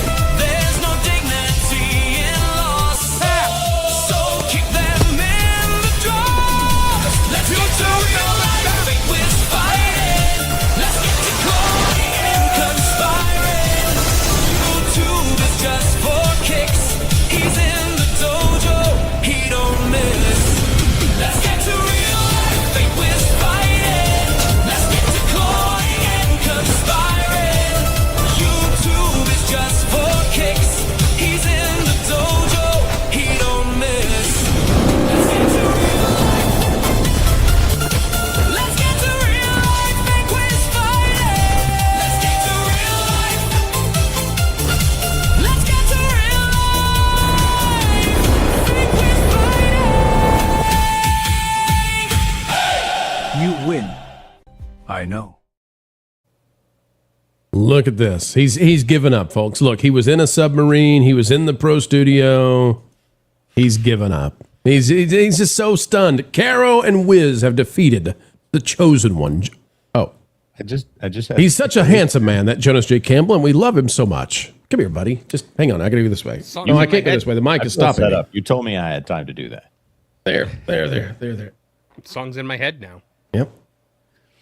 All right. Just rattling around in there. If only there was a palate cleanser that could be used to knock that song out of my head. Let's palate cleanse after these super chats. Jonas, what do we got? First of all, we had WJB Daily for 5. Surprised we have not heard Toy Story live action coming soon. They actually talked about that. They did, and they were Not actually happening. very adamant about not doing it. Not happening. I'm glad they finally said no to something. Though. That's Part of the thing that we were told. No, that's not happening. Well, they say it's not happening until they need it to happen, and then it'll happen. Yeah. Right. Yeah. Well, that would that would be awful. Just look at what they did to the characters inside of Beauty and the Beasts, inside the Beast Mansion. Nobody looks back on those fondly. No. Bald Hoplite for 5. Most of these new movies don't have the longevity, the rewatchability that the classics like Jurassic Park, Red October, Lord of the Rings, etc. Agreed. Let's get to Very true. In fact, This is my carol song. It is 8 seconds long. Did you? In fact, you good, Marv? It's You gone. okay? It's just gone. Well, it's gone. Jonas, if we look at the play distribution of media, it's not just movies, it's not just TV shows, it's music too. Everywhere you look, people are going back to the classics from the 60s, the 70s, the 80s, the 90s. It's a unique situation. We've never had this before, where new media makes up a minority of watch time and listen time. Right. You got out the leftovers. You reheated them. You didn't eat them all. You put them back in the fridge. You reheated them again the next day. Eventually, that same thing going through the microwave 12 times, you're going to get Mandalorian and Grogu. That's right. People would rather watch Seinfeld than watch the latest comedies. Doge Pal for $5. Spread the term second dark age of animation for historiography. I think it's supposed to be historiography, but I'm going to go with yours. Purposes has been happening for 15 years because of Beanmouth style and Tumblr thought. I'm looking it up now. I'm going to see if Jonas is wrong. His voice is like, when it's big, it's like really big, but when it's tiny, it's like a little bean. Hush you homestar owner. It's historiography. Sorry, Jonas. Super chat's right. Well, I'd keep your histrionics to yourself, but historiography is the right word. Detail Devil for $2. Herzog Cave of Forgotten Dreams. Caveman skill without AI. Herzog is insane, and we love him. I mean, he is the greatest. We're gonna be a show where we do nothing but Herzog clips. It is. There's something about the way that he speaks that is very calm and very incisive. And when you look into the eyes of a chicken, at the level of stupidity that looks back at you. What did he say to Jon Favreau about using the puppet? He's like, "You are cowards. You are cowards. You would like to see the baby." Yeah. Wolf McGruffle for $5. The extra 2 seconds of the Carol song is like those hidden tracks on CDs back in the day, like that creepy one about Alanis Morissette sneaking into somebody's house. I just can't stop thinking that there's somebody on this planet who actually stared into the eyes of a chicken and then gave a philosophical response about the it. Like, intensity of the stupidity. The intensity. Solstice Studios for $10. Thank you for playing the Caro song after Fake Wizard Fighting. It is an anti-earworm. Thank you, Caro and Pro. And gifts 20. Memberships. Now that is a gift. Solstice Studios, thank you so much. That is extremely kind. I'm actually going to make a note right now. We're getting new clips ready to go soon. Solstice Studios, you've been sending in gifted memberships. We need to get some new clips made, and we're going to put you on the list as well. Thank you, Solstice Studios. And until we get your custom clip, this is for you. A blindfolded half-court shot that is now the talk of campus and beyond.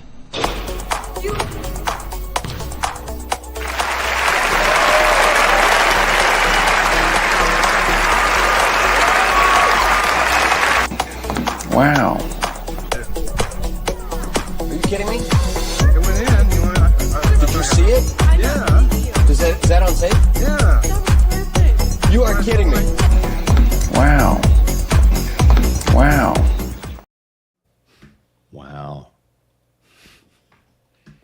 Oh, sorry. Go ahead, Jonas. Flying Blind on Rocket Cycle for 5. So when do we get the real version of the Caro song with the 20-minute extended guitar solo? You guys are missing the point of the Caro song. I was going to say. The point of it is that it's 8 seconds long.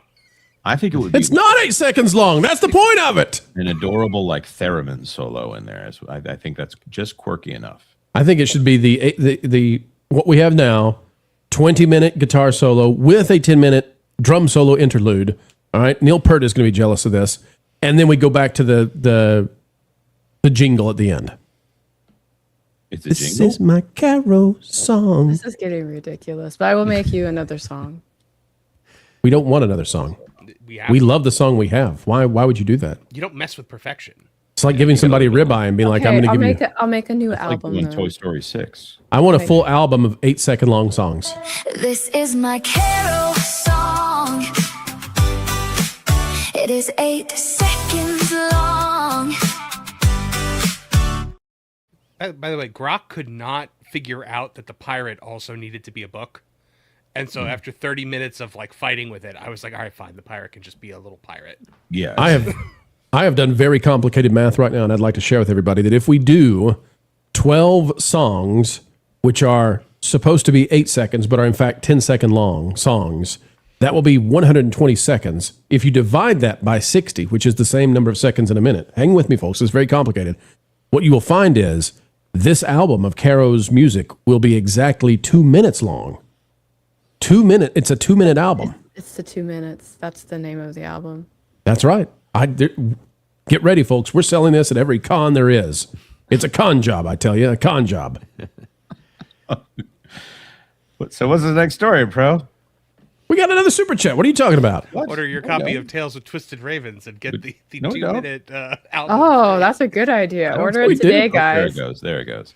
Caveat ties for $2. Marv has criticless powerhouse potential. Follow him. Exactly. Instead of, There we You know go. what? And you can unfollow Epic Mike and follow me if you feel like you have to. Poor Mike. Well, Flying Blind on a Rocket Cycle for $5. That's it. Add in the drum solo from Inagata Devita. Man, that's a fun song to sing. You don't even have to know the lyrics. I don't even think they knew the lyrics. No. Made it up as they went along. We're doing a 10-minute drum homage to Chop Suey. Get ready. Yeah. All right. Next story. Jonas, you wanted that? Yeah, let's do it. What if I told you, folks, that Pedro Pascal failed and Hollywood is moving on? They found a new ultra-liberal guy, though, and they want him to take control of the Walt Disney Company's, all their IPs.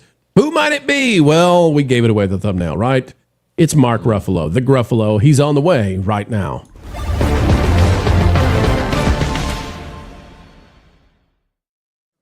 Pedro Pascal was supposed to be the internet's daddy. He was supposed to be your peepaw. He was supposed to be the guy who drove audiences wild. Instead, he drove them mad. And Disney's so sad that he's been left behind in the dust. He was the star, of course, of Fantastic Four. That hit the floor. He's supposed to be the guy who drives the Mandalorian Grogu. Nobody showed up.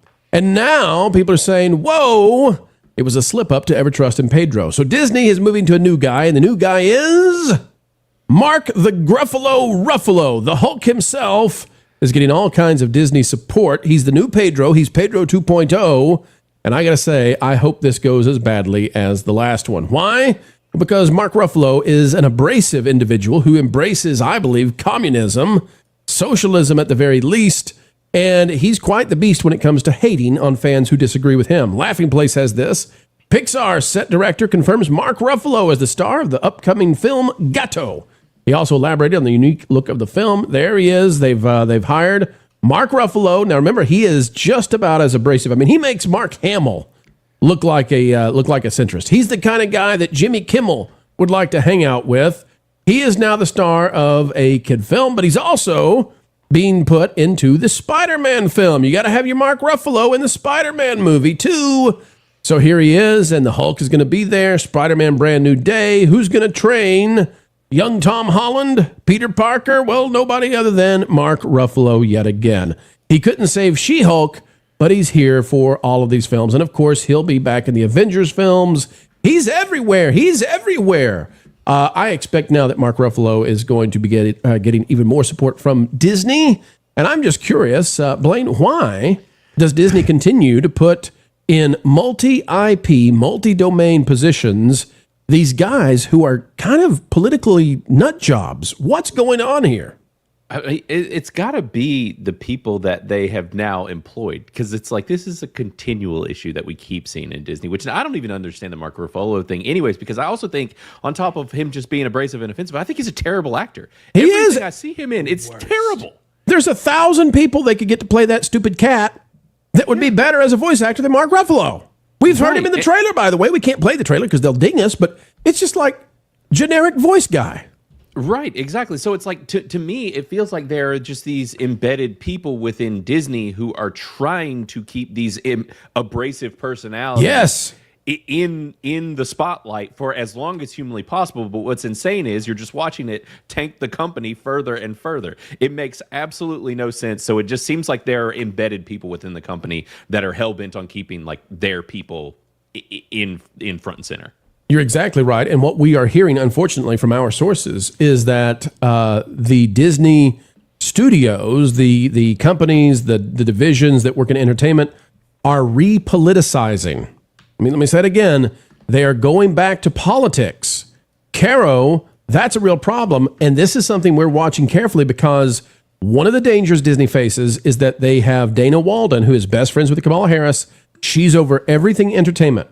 And we know why she's there, because they were going to get this big revolt against them. They wanted Josh D'Amaro as CEO, but they could not let go Dana Walden for reasons gender and political. But she is hyper partisan. So you got Rosie O'Donnell replacing Jimmy Kimmel for the summer. That's crazy. You got this battle royale between The View and the FCC. That's crazy, in terms of like, what do investors want? And now that Pedro Pascal has went away, who is Disney hiring to put in all their movies going forward? Mark Ruffalo. Dana Walden is determined to do this kind of stuff. Caro, why? What is the reason for it if it's not just political? Is there any economic, is there any fan-based reason to push Mark Ruffalo? No, because I was actually talking about this with one of my friends, and he was commenting that Mr. Ruffalo likes to advocate for the modern man or the average man, but the average man doesn't like him, right? So it's not working very well. I have a sneaking suspicion that this isn't really so much about making money or political. I have a feeling that there's like some kind of influence web that's going on, and that Mark has attached himself to things where it's very hard to remove him at this point. Without causing a big problem or a cascading fault, as I like to say. But why give him new stuff? Why give him new stuff? By the way, here he is, and I'll put that where you can see it again. Claire Valdez says, accomplished actor, committed activist, Claire for Congress supporter. Here we go. Here's Mark Ruffalo. Hey, everybody. It's Mark Ruffalo, and I have a message for he's so nervous. In Always. Brooklyn, It's his thing. Western Queens. There's an incredibly important election happening right now for a member of Congress, and I'm personally so excited to support Assembly Member Claire Valdez. She's tough as nails. She's a union organizer. She's fought for workers' rights. She's fought for the environmental justice community. She's been up in Albany slugging it out. She's confronted the ICE deportation madness machine, and she's spoken out on moral clarity. If you like her so much, on where's your foreign selfie? issues when a lot of other politicians didn't or couldn't or didn't have the courage to do it. Oh, now he's acting. Good job. Yes, and if you'd like to know about this Claire Valdez out of New York, she's a socialist. So this guy is nonstop. I mean, he is the new Pedro. You can contain it though, right? So let's say that you hire a guy to play the Hulk, and you hired him because he acts nervous, and so that's a good Bruce Banner, okay? So, all right, we got this guy. We're stuck with him as the Hulk. You don't have to start putting him in all these other things and in these other places, but Dana Walden is doing it, and I think she's doing it because she says, screw it. You can't fire me. I'm going to poke my finger in your eye. She was good for maybe a few months, but now we're starting to see moves, including people reaching out to us via email and saying, hey, Pro, you need to know it's all going back political behind the scenes. It is all happening again, and I think this is one of the most public-facing ways we can tell it. Marv? I think just real quick, I think he's also very easy to control, because one of the reasons that he got put on for Hulk was because Edward Norton was not playing ball. But when they brought this guy on, he was kind of like, yeah, chef, whatever you want. And so because he's so easy to spin around, they want to keep him around too. Yeah, I think that, you know, if you've got Dana Walden, who we know is connected to the political machine on the left, the political machine on the left wants Mark Ruffalo out there in big projects because he then goes out and uses that star power to advocate for them in public. Well, Disney is where it has to happen now, Pro, because guess where Mark Ruffalo is never going to work again? Paramount and Warner Brothers, because he has been Captain Anti-Merger, and they will never hire him again. He has made himself completely unhireable to a major Hollywood studio. So of course, let me ask you that, Marv. Don't mean to interrupt you, but is this Dana Walden then also fighting back against the Ellisons and saying, we'll hire the people that you won't hire because you won't hire brazen, crazy, politically active celebrities? We'll hire them at Disney. We'll protect them. They're going to have to double down on them now, because I think that certain political machinations that may be, influencing Hollywood want these people out there. And now with less places to go, they're turning to Dana, and she's going to have to put them in more things. Here's another clip from Mark Ruffalo. Most crimes that are being committed in this country are by white people. False. What? That's AI. That's got to be You AI. think? Yeah. You think that's AI? Most crimes that are being committed in this country. You're right. That's AI. Poor Pro. Here's the thing. It is AI. That is an AI clip, but it is a thing he said. Yeah. Okay. Do we have proof of the quote? I covered it a long time ago. I'm pretty sure. A long time ago. Is that the first time we've been tricked with an AI clip here on the show? I think that's the first time. I think that's a historic moment for us. But it is a quote that he actually did say, and he was wearing a hat that said immigrant on it when he did. He 100% made that statement. It's just I guess they don't have a it's just that it was just that bland voice that is the voice of the every AI male. Well, here, let me try again. You ready? They classify Mark Ruffalo as.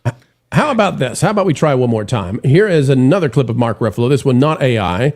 As we continue on to show you just what kind of guy this is and how he is truly Pedro 2.0. In New York, rent is crushing people. Childcare now costs over $20,000 a year on average. So happy about All Trump's policies keep making billionaires richer, while working families endure cuts to essential services. So last year, over 1 million New Yorkers came together to vote for Mayor Mamdani's affordability agenda. So who's getting in the way? Governor Kathy Hochul has a choice to make. You protect working families and tax the rich, or make Trump's cuts worse by forcing everyday people to pay more. 60% of New Yorkers, like me, agree that we should tax billionaires and corporations to fund childcare, housing, and transit. Working people shouldn't be the ones always stuck with the bill. Which this is just class warfare. And by the way, the billionaires, the millionaires, they're leaving New York in droves. I mean, they're just leaving New York like crazy, which means it'll collapse the New York economy. Media companies are leaving New York. It's really sad seeing what's happening. But this is the guy that Disney is deciding. And by the way, Mamdani's a Disney guy too. He started a Disney movie. His mom was a Disney director. So, but Ruffalo is, he's not the guy that I would sit there as Disney and say, what ultra liberal 50-year-old man do we need to put into all of our projects? I've got the clip, by the way. Okay. Marv, share it, please. It's in the, I sent it to you in the private chat. It's in the article that we did a year ago, actually, June 18th. See, this is how I got tricked. I remember this was real, and then we clicked the thing. Okay, here we go. Why did somebody AI something that already exists? I don't know. What goober did this to us? Oh, well, it's still a historic moment. All right, here's the original. It's not the immigrants, it's the billionaires. Well, we're seeing what's happening. First of all, we're understanding that the immigrants aren't the criminals. If you look at the statistics, most of the crimes that are committed in this country are by white people, that non-immigrants. Oh, so he just doesn't understand per capita. Yeah, okay. He doesn't know what per capita is. Yeah, okay. He's a genius. He needs to take a Latin course. Doesn't understand percentages, doesn't understand basic math. And so weird. There's nothing like an actor who has to engage in a system of power in which they are handed more money than is worth the specific effort for what they do. That they think that the entire system must run that way. But no, there are plenty of people who've worked their butt off to earn something, even something small, that look at a system like the one that Mark Ruffalo is describing and saying, the safest hands are still our own. But Jonas, every upcoming film of note, okay, he has some very little films that he's working on that are outside Disney. Every major film that this man is going to star in going forward is Disney. He is being literally propped up. He is artificially being placed above every other person who would be better than him by Disney, by Dana Walden. He's in Spider-Man Brand New Day. That's 2026. He's in Gatto. That's 2027. He's in Avengers Secret Wars. He's in the whatever the next Avengers movie will be that they're going to come out and claim whatever.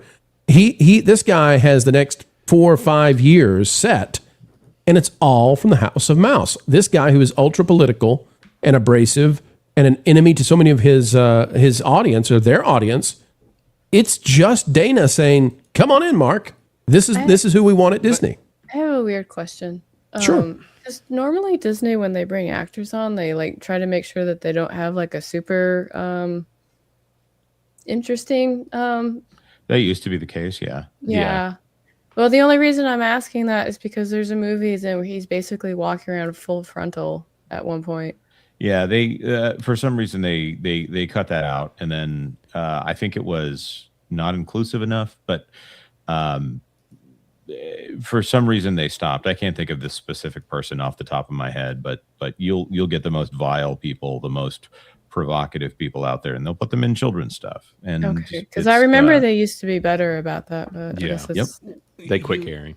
Well, I mean, with Ruffalo, Gatto is, I think, one of the first things I've ever seen him play like the lead in for Disney. So that's going to be interesting because typically they just slip him into a supporting role into films that are guaranteed success. Like Spider-Man Brand New Day is going to make a whole lot of money.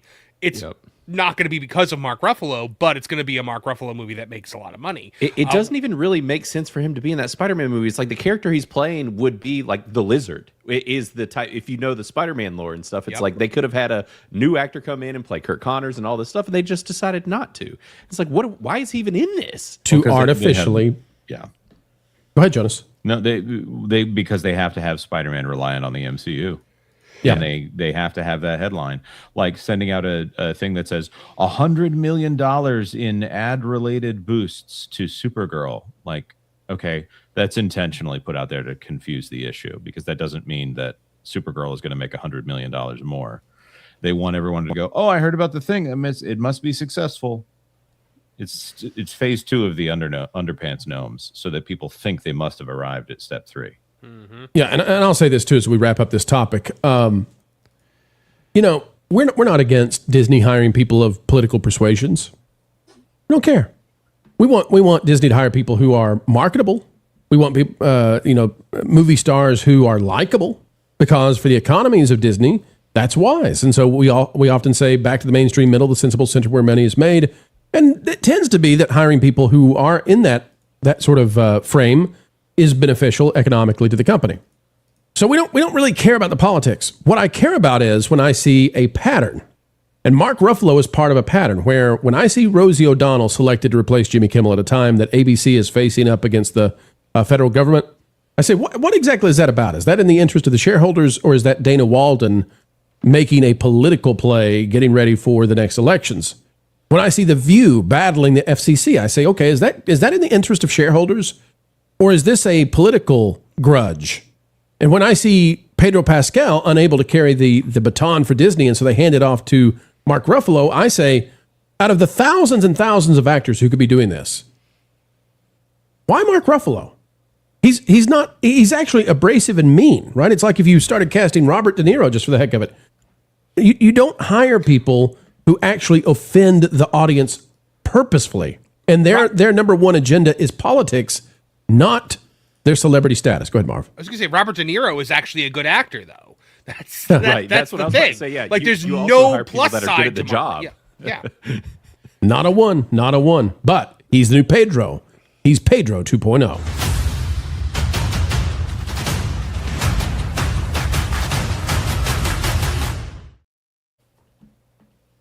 First Dragon Queen for 5. I have one bear waiting now. On to Evil Sesame Seed Man, going after cultures, purple potatoes. I'll work on making it 2 minutes. Evil sesame seed man. The purple potatoes, they must be saved. For don't forget, Culture Casino uses his purple potatoes as a way of hiding the true fruit of his greenhouse, his super secret kumquat tree. I feel like there is the pro lore, and then there is the first Dragon Queen lore that is like the next level. Next level. Yep. Gara Night Shadow for $2. If Caro makes an album, I'd buy that. Please do. Caro, if we make a 2-minute long album, this will be the greatest grift in the history of grifts. I'm actually on song 3 right now. So. No, Jonas. We can't. We got to play the song. It's too good. Here we go. This is my carol song. It is 8 seconds long. Carol, please tell me that the third song is called This Is the Third Song.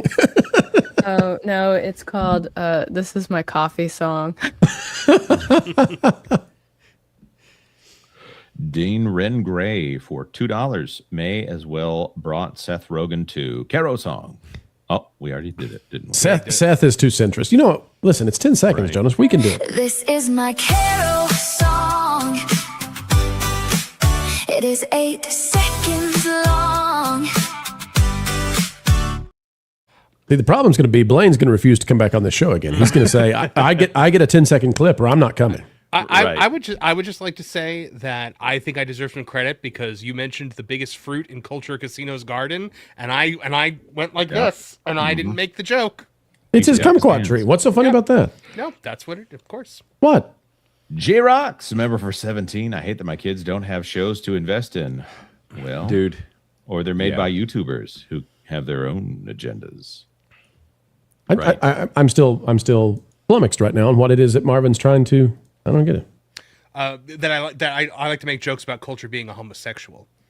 What? Yeah. Since when? Oh, I do that all the time. By the way, folks, you can get your locally grown kumquats. Check out Wikipedia for your first start on exactly what this fruit is and why it might be a healthy addition to your diet. I'll pass on that one. You've never heard on that Park Place whenever we cover the gay days thing where I'm just like, guys, and Culture Casino already had his ticket purchased. Poor Culture. Is Culture out there right now? Culture, are you out in the chat? No, I think he would make his presence known if he was at this point. Oh, yeah. Doge Pal for $2. Live action Steven Universe starring Mark Ruffalo. Oh. You're going to have that gem all stuck in his belly button there. Oh. Retro Meister member for 19 months. Morning, all. I called it last year during Pro's Q&A that Supergirl was going to be the new Captain Marvel based James Gunn's actions. Thanks to James and Millie, a.k.a. Superstank, for proving me right. Also, happy 35th birthday to Sonic. And also... The Hedgehog or the Burger Place? The Hedgehog. This is the anniversary of the release of Sonic the Hedgehog. It's also the anniversary of the release of Super Mario 64. So I've always wondered why Sonic, the drive-in place, why did they not spend every dollar in marketing they had to cut a deal with Sega and have chili dogs and have Sonic? I mean, it's just so obvious. I mean, even when the movies come out, like, why wouldn't you do a tie-in? Every dollar you have in marketing should go towards getting that duality happening. I'm willing to bet that there's probably 2 different brand managers that are battling that out, and they want it to stay separate. Maybe when it comes to Sonic, I mean, my desire to not eat in my car usually keeps me away from Sonic. Yeah, they have little tables outside. And they have a drive-through. Just go through. If I wanted to eat outside like a squirrel, I'd go be a squirrel. Yeah, growing up in Tampa, there was a little place called the Hooker Burger. I don't think they ever did promotions. Whoa. WJB Daily for $5. Ruffalo will understand math better if he gets taxed like he wants. I don't think he does his own taxes, though. If I wanted to eat outside like a squirrel, what was it, Marv? I would eat out like... I would eat outside like I'd go be a squirrel.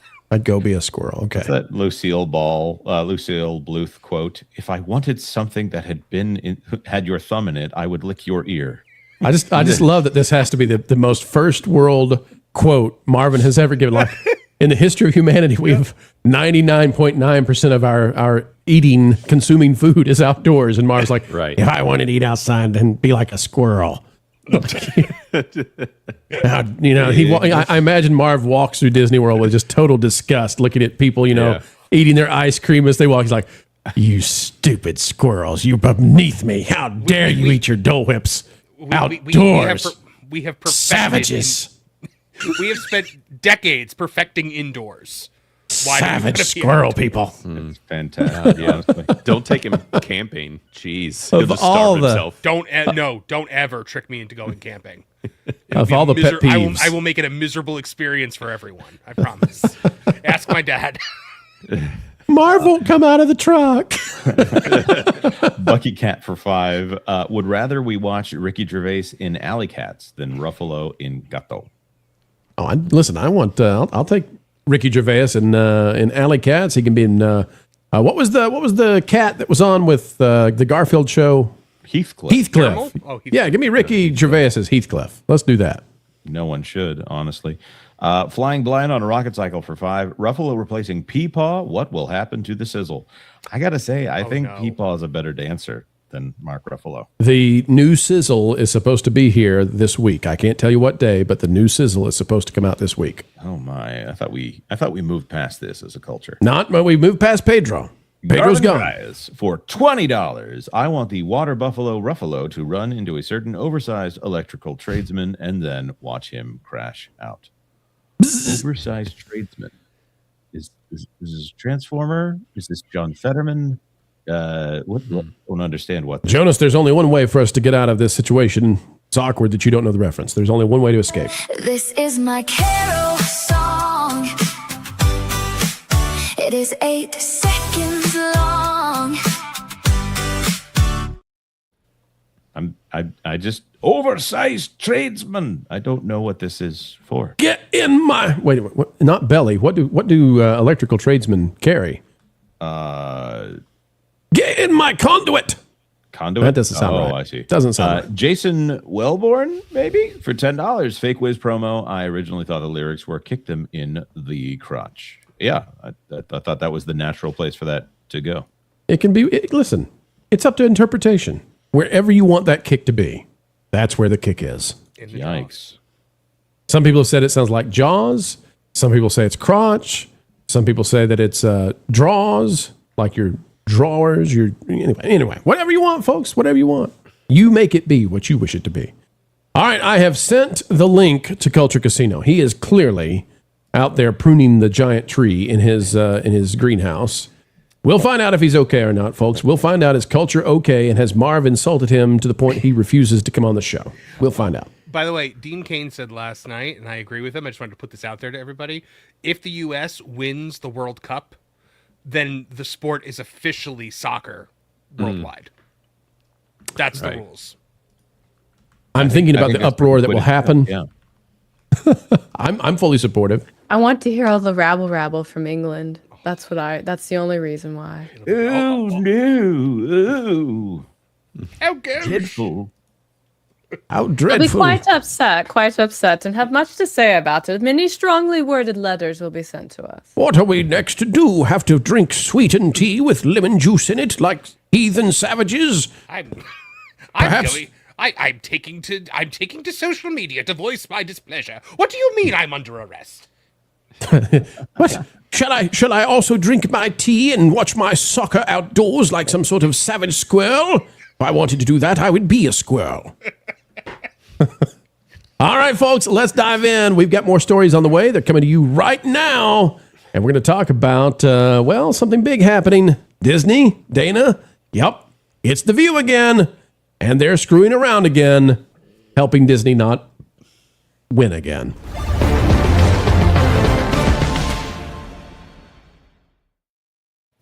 Look out, Whoopi. Look out, Sunny. Look out, Joy. After being toyed about with the vice president of the United States, J.D. Vance, and battling against the FCC and asking their audience to battle for them, now they've been hit with a community note, which begs the question, are they news even in the first place? That part plays covering this. Marvin Montanaro, The View has been hit with the next community note after spreading misinformation about, and you know what? YouTube doesn't like it when we say this name, so I'm just going to say Mr. Anthony. The case on Disney TV. Here we go. ABC's The View is facing backlash after a segment discussing The Anthony case was hit with a community note on X, with critics accusing the show's hosts of spreading misinformation about key facts surrounding the trial.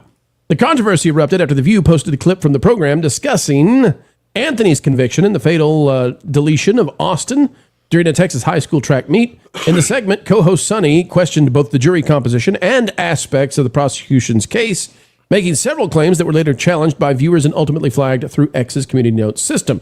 Here, folks, is the clip, and then we'll read the community note. This story has been, we've been following this, and so now there's new footage that has been released of the moments after high schooler Carmelo Anthony fatally stabbed. We're going to skip that part. I told him not to. He put his hands on me.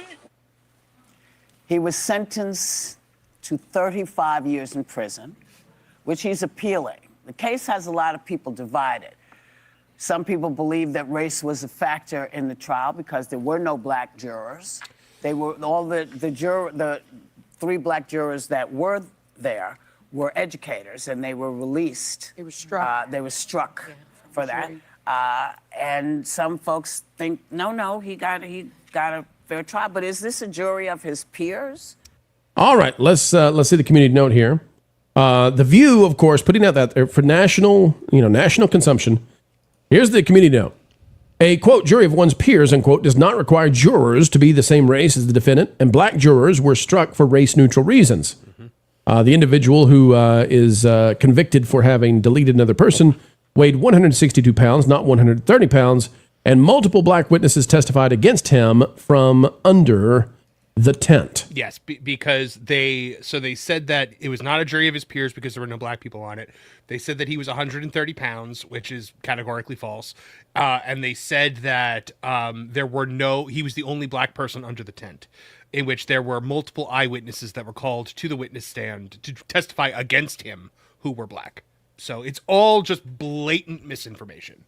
So if we go now to another tweet we've got here from Brooke Taylor, it says, yikes, the View hosts claim Mr. Anthony was the only black man under the tent. This is factually incorrect. In fact, many of the young athletes who testified on the stand and witnessed the deletion were black. At least 6 young black men, also one of the black jurors who was struck, told prosecutors he would, quote, have a hard time putting a brother in jail, unquote. So the deal here is for the View, and they've been hit with the community note now, it seems to me that what they're trying to do is actually incite another kind of Ferguson environment. They're trying to incite outrage where it seems like justice was correctly applied and served, and there's an appeal, and may the appeal find the truth and go from there.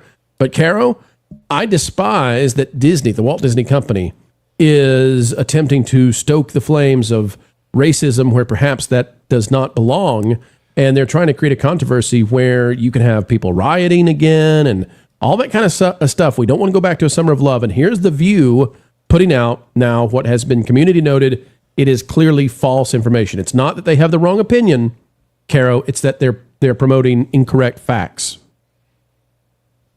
I think we can all agree that the View, for as long as they've been around, like to have a salacious spin on something in order to get clips and comments and a number of other things. And I think what I find to be extremely remarkable is it doesn't matter how many times they get proven wrong or how many times they get sued for it or how many times they have to stop the show to make a statement to correct something that was said before a lawsuit will come in. They still continue to do this. And then these wonderful women on this show will have the audacity to cry online about how they're being suppressed while dabbing their tears with $100 bills. I find this behavior to be honestly atrocious. I also think that at this point they're so disconnected from what they should be doing and doing what they think that should be, like what it should be done. It's like they feel like they're campaigning a cause that they don't actually understand. And I mean, the fact that Whoopi is the one that's leading this conversation is not missed on me. So if it had come from somebody else on the panel, I might have said that there was a more neutral spin on it, but it came from her and she spun it the way she wanted it to be done. Because honestly, this is her shtick right now. She likes to stir up this stuff. It was her and it was Sunny Hostin, and they both are like that. They are both 100% like that. And Sunny Hostin should know better because she's supposed to be the legal expert on the panel. She's not a legal expert. She didn't even pass the bar test. And on top of that, when she made the claim that Athena was always black because she knew history, the book that she cited has actually been academically proven wrong for a number of years. Yep. That's not surprising. Yeah, she is. Sunny is the one that also, the main picture on the article is her having to read a a correction on the air, and she just had the biggest stink face on. She was so angry. Yeah, Jonas, I took a screenshot of that. It was good. Jonas, my question for you is: we keep watching as the Walt Disney Company defends places that they probably shouldn't defend. It's not in their economic interest. The View is doubled, sometimes tripled in viewership by The Price is Right. Wouldn't it be in Disney's interest to have a Price is Right style show? Like, steal Plinko. Just steal the Plinko thing and the mountain climber and do that for an hour. And you won't have any of these controversies. You won't have to fight the FCC. You won't have to fight the U.S. government. You won't have to fake and claim this is a news, thing. And, like, all of this drama that Disney is doing is completely and totally unnecessary. And these women put them there week after week after week for a show that has weak ratings. Why did they do this, Jonas? It's a fascinating thing. I think about this, and I originally thought that it was a joke suggesting Rosie O'Donnell is going to take over for Jimmy Kimmel. I honestly thought that was a bit. Is that actually happening? It's happening. It's part of the time, yeah. So Kimmel is taking off basically the entire summer, and so there's a number of people that are replacing him, and for one of the stretches, it's going to be Rosie O'Donnell. So this is the kind of thing where they've taken what should be a show that people of all stripes can tune into and enjoy a conversation back and forth. And all it is 5 or 6 of the same exact perspective, which is not interesting for the most part. They're not pushing against the media narrative, which would be interesting. They're basically giving the excuse for people who don't want to come out of their bubble on this. I have not been following the Carmelo Anthony situation, but if I were in the position that Sunny Hostin and Whoopi Goldberg were, knowing that they have this question about their credibility that's going to affect the show in the near to mid future, I would actually be pretty careful about this stuff. I think I might take the opportunity while all these eyes are on them to have another guest like JD Vance, or maybe they really hated that JD Vance actually came out looking positive. Just anybody with a differing view. Right. And what's it? Hasselbeck, about Elizabeth? Yeah, not bad looking blonde girl who is apparently conservative that they had on Jonas, you're about a decade behind. Elizabeth Hasselbeck was gone from The View for a long they're time. talking about bringing her back, though. Elizabeth Hasselbeck just did a guest spot where she came in and she filled in for one of the panelists, and it was a disaster. And forgive me, I don't watch The View outside of when it becomes relevant to this show. So. Shocking, you say? Shocking. And yes, The Price is Right is a better show. 8 days a week compared to The View. So that's right. I am forced to watch The View and Jimmy Kimmel more than anyone in our organization. So, Blaine, why does Disney decide to defend these kinds of things instead of just make money? Just make things that are popular and don't get into controversy, whether it's Mark Ruffalo or Jimmy Kimmel or The View. Why can't they just? They're the Mickey Mouse company, Blaine. What are they doing? Well, that's the thing it's kind of like we were talking about earlier. It seems like the entire company has been kind of commandeered by people who want a specific thing, and they do not care what scraps of the company are left by the time they are done with it. And because it is repeated behavior. And what's wild is that I guess that it's at the point like they just think that they're too big to fail. But as we're seeing, they're continuing to fail, and the value of the brand and everything they own is continuing to go down, and it is not stopped. And so I think, I guess the big question is, like, at what point do they stop thinking that they're too big to fail and get the people out that are causing this brand destruction? Because that's very evidently what it is, because this is not how a company behaves that is supposed to be standing on the ideals and things that they initially claimed to stand on. Is it worth it to lose your ABC licenses to defend The View? That's the question. Like, is this really worth it? And especially when these are factually incorrect things that they're doing. It's not they have the wrong opinion. They have the wrong facts. It's just flat out incontrovertibly untrue what they're doing. And I would tell Wall Street, and I would tell investors, and I would tell Josh D'Amaro, the CEO of Disney, you got a Dana Walden problem. She was all right for a while, but Dana's in charge. She's very political, and she is going to be a bigger and bigger problem the longer this goes. There is no reason to be dealing with this kind of stuff. You could be making money instead of defending The View.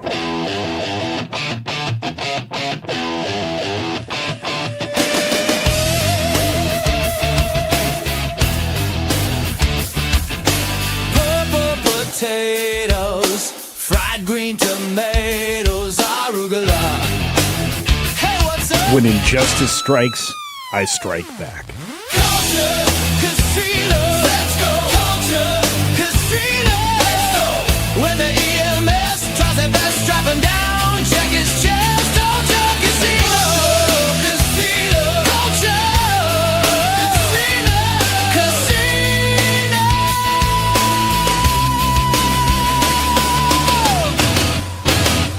Culture, casino. Let's go. Let's go.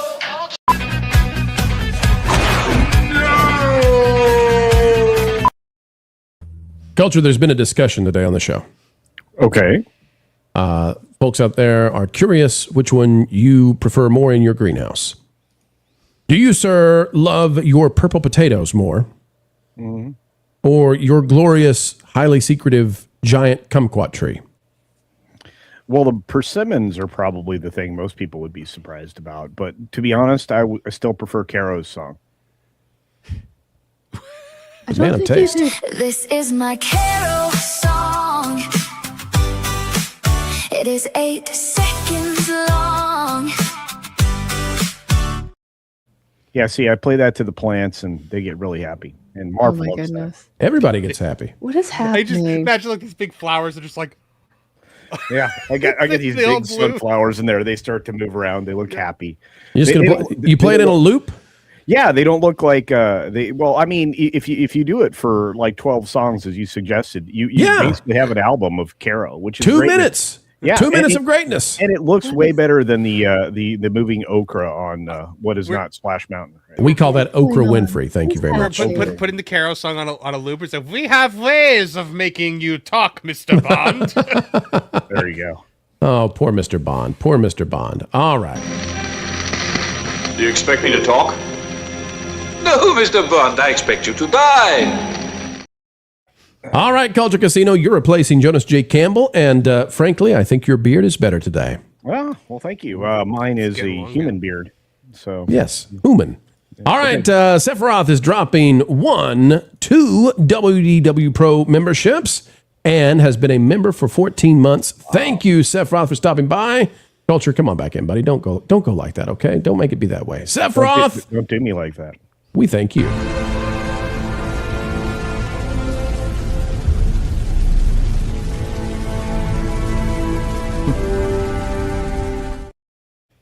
We've got Everything's fine. The flames behind him remind me. Everything's fine. Yeah.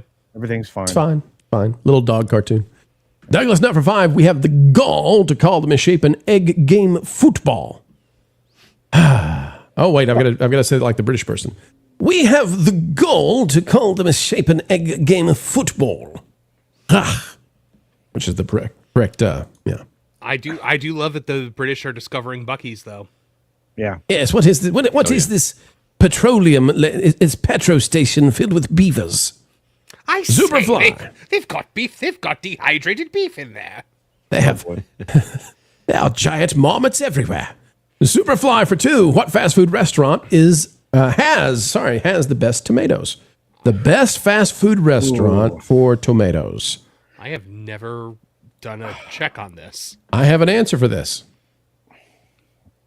No, Culture, this is to you, buddy. I'll answer it after you do. Fast food restaurant, best tomatoes. My guess would be Whataburger. Chick-fil-A. Oh. Chick-fil-A has the best tomatoes. That's probably true. Okay, yeah, I can see that actually. And it is a broad and wide tie for the worst because almost every fast food place is going to have the worst tomatoes you've ever experienced because They use preservative gas. Is that right, Culture? Preservative gases to keep the tomatoes. Yeah, and so they're to ripen flavorless. them. Yeah, and to ripen them. Yeah, so they're not fully grown, but they're huge because they usually use something like a beefsteak or similar kind of. Totally flavorless at most of the fast food places. Culver's has pretty good veggies that go in. Yeah, Oh, Culver's. Culver's What about like Jersey Mike's? You know that like they got some decent like vegetables. That's considered fast food, or is that? Oh, it sounds like that's a no from Culture. No, it's a yes. I love Jersey Mike's. Yeah, but you're not going there for the vegetables. That's true. I'll tell you this about Chick-fil-A. I discovered through my father that Chick-fil-A squeezes the lemons fresh every day for their lemonade and their sugar-free lemonade. It is by far the best lemonade of any fast food place. And don't even tell me about Minute Maid. I will also say on my Jersey Mike's sandwich, the only vegetable I get is onion. Because if I wanted to eat like a rabbit, I would be a rabbit. Technically, that's an alum, but I'll forgive you for calling that a vegetable. I'm going to read this again. If I wanted to eat outside like a squirrel, I'd go be a squirrel. That will be there. We will have a squirrel version of Marvin at some point. It's coming. I knew that was coming. Yeah. I can't wait. Caveat ties for 2. ABC can't sell its real estate because of The View.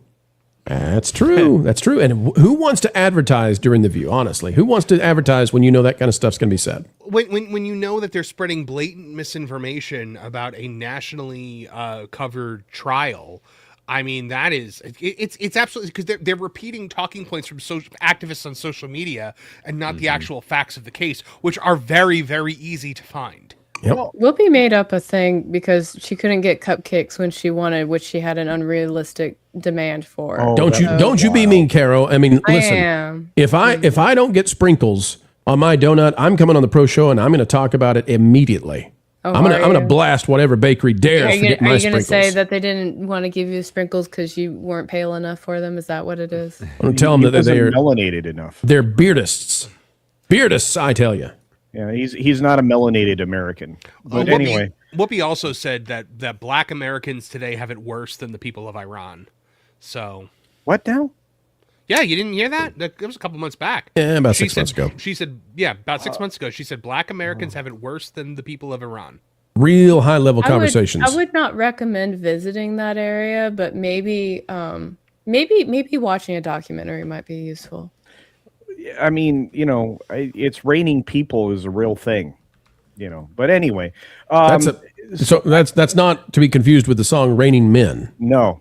Hallelujah! No, it's raining men. Okay, it could be men or women. It doesn't seem to matter. But look, I gotta just say this. Look, The View is a boon for the pharmaceutical companies because those are the people advertising their mental health medications. Yeah, you're actually not, folks. We can't talk about that. But I'm sorry. He's speaking the truth. Well, I mean, I don't know how we would. We start naming some of those medications and some of those disorders, and suddenly YouTube's going to say, what's this show all about, see? Right. Profan for 10, woke has infected Burbank way too deeply into its vital organs, not just its appendix. I don't think it's possible to do surgery and clear the poison out of Disney. It needs to completely crash and be rebuilt from scratch. Well, we certainly are going to keep the spotlight on the fact that I'm getting multiple emails from multiple people telling me, hey, I work inside Disney Creative. I work for this and this and this and this. And the politics are back, pro. The politics are back. You need to talk about it. Please talk about it. I'm getting multiple emails, multiple people, different studios, all telling me this. And we're going to talk about it. We're going to talk about it. I mean, with the Mark Ruffalo thing, too, it's just like you want to do like Cats as the fictional mafia. Why wouldn't you go to like Michael Gandolfini or something like that? Like, why Mark Ruffalo? He has nothing to do with being Italian. I mean, Who knows? He is Italian, but I thought Chris Pratt did a great job of playing a Italian plumber. Should have got Chris Pratt again. He's not got enough animated voice work. Dogepal for 5, update for Restore the Magic. World 7 change, ESPN greater than Fox. ESPN gets a segment within World 8 ABC. World 7 boss will be female, 50-50 male-female split is back. There you go. Restore the Magic. Boy, that's, yeah. Remember the magic? Get pelts on it. Dogepal for 2, Restore the Magic, anti-woke Disney beat-em-up game. Get over here. Finish him. Friendship? Friendship? There can only be one member for 20 months. Rugby is the ultimate sport. Well, I'm not going to argue with you. There can only be one, a.k.a. the Highlander. We see those abs, and whatever it is that gives you that, you are the authority figure. I do not have I think you've got an 8-pack going on. I don't even know. You have muscles we didn't even realize were real. I've said on the show, though, now I was hanging out with a guy who, man, he's just ripped. I mean, body fat is nothing, and he's 56 years old and in awesome, incredible shape. I said, do you go to the gym? Nope. Do you run? Nope. What do you do? I play pickleball. And I was like, gosh darn it, I'm a pickleball player next week. I'll give me the paddle, man. I'm going like, if that's what happens, get me in the pickleball. Fallen Angel D-Links for 2. Will Kane interviewed Jeff Metcalf yesterday. Oh, wow. Very, very cool. Very cool. And Marv, you got to interview someone yesterday. Who did you interview, sir? That would be a Dean Kane. Dean Kane. And where can people find that interview, Marv? Check it out. It's the last episode of Culture Crossfire on the M4 Empire. We've got, and we are going to be putting out a clip of just the interview, hopefully today, if not tomorrow. So make sure you check that out because we had a great conversation. He said a lot of really interesting things.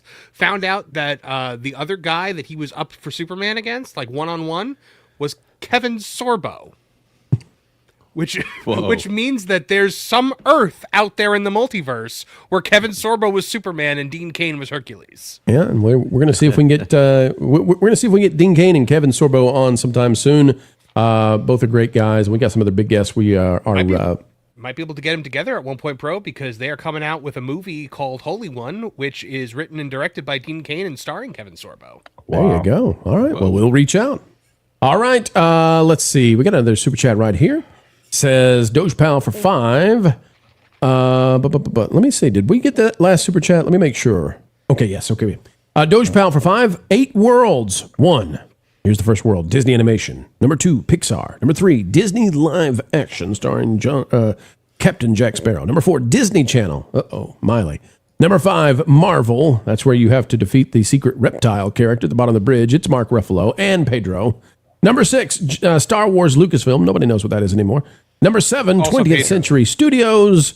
I'm not fighting Kris Kringle in a Miracle on 34th Street from 20th Century Studios. I want to be clear about that. They own that. And ABC is number 8, where you fight the entire cast of The View. But you get to play as JD Vance. Friendship. I feel like there's a lot of potential there. Truly. At least when you also on ABC have the Jimmy Kimmel factor. Indubitably. And what's the name of that chick? The chick that's coming back to destroy late night television? Millie Alcock. No. Rosie O'Donnell. Rosie O'Donnell. That's right. She's not a chick. Don't ever say that. I've never heard her called a chick before. Don't do that. Well, not since she played Betty. She's a big old hen. Yeah, well, she was in A League of Their Own way back when. Mm-hmm. Are you seriously? You're going all the way back there to call her a chick? Well, yeah. That's like looking at a picture of your grandmother from 50 years ago and be like, man, I got a chick for a grandmama. Yeah. What are you doing, man? What are you doing? I don't know. You need to stick to the purple potatoes and kumquats, okay? Okay. Something gone to your head. Persimmons. Have you had your daily kumquat? No, but I did have my lemon water. Did you guys click and sip without me? Because I'm going to be sad. We'll do it again. We'll do it again. Folks, if you have not yet clicked the like button, do now. It's time for a second sip.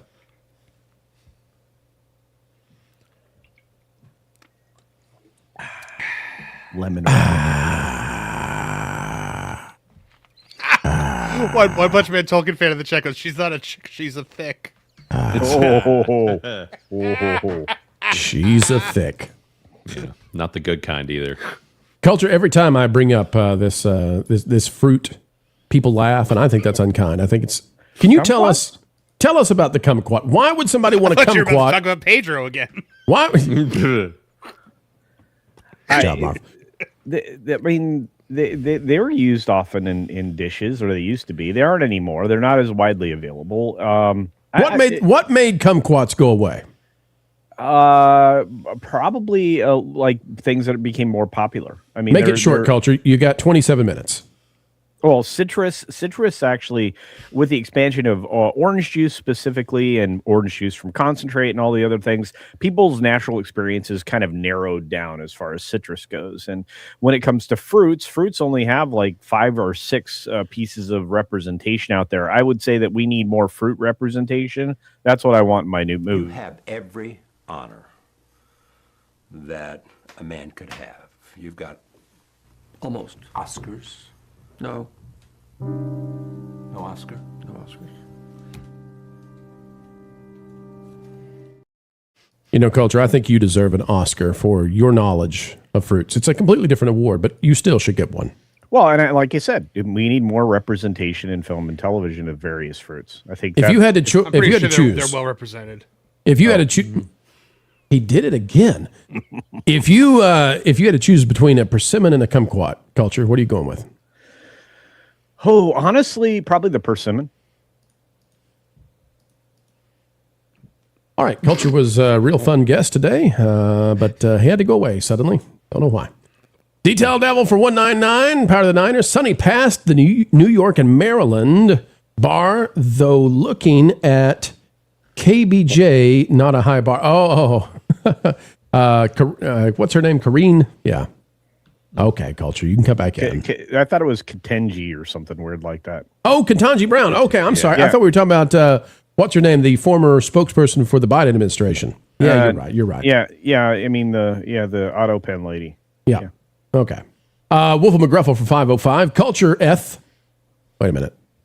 Culture Eth, please see to it that thou dost include my parcel for thy prowess, as thou journeyest toward the Southeast Game Exchange. I have it. I have 4 items of delivery, including a reel-to-reel. Including lemon heads. Reel.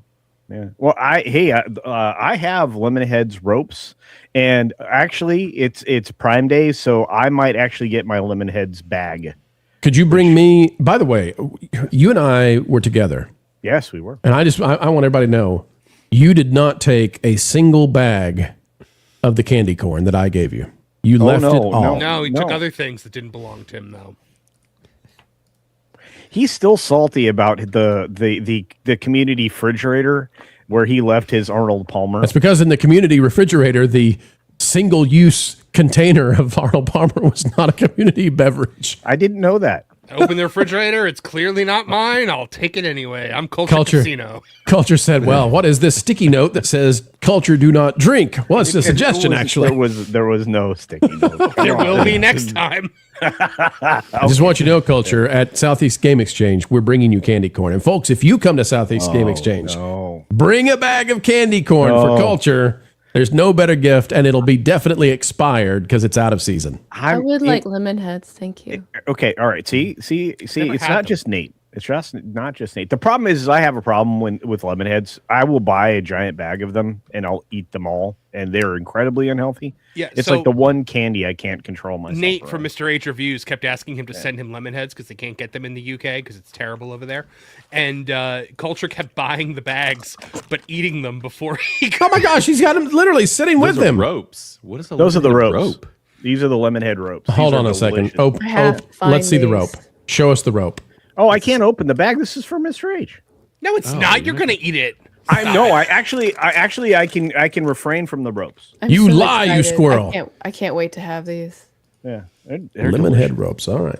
All right, folks, it's time to dive into the final story of the day. Culture, you staying with us for this one? Of course. It's right up your alley. I'm glad to be here as long as we get to talk about more fruits. We're not doing another Pedro story.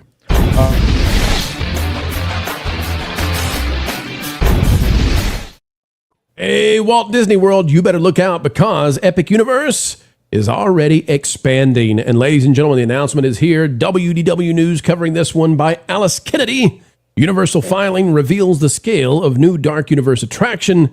It's a big one, and I bet it's going to be done before Disney's supposed response to Epic is finished. That, of course, being the Tom Sawyer Island replacement, Cars Land. Universal has filed a permit that indicates the Dark Universe expansion in Epic Universe is a large one, 71,500 square feet to be exact. This is not the attraction. This is the greatest attraction at Epic and maybe in the world, but it's not the attraction we're talking about today. The permit filed earlier this month is a new construction permit with Stantec Architecture Ltd. as the contractor.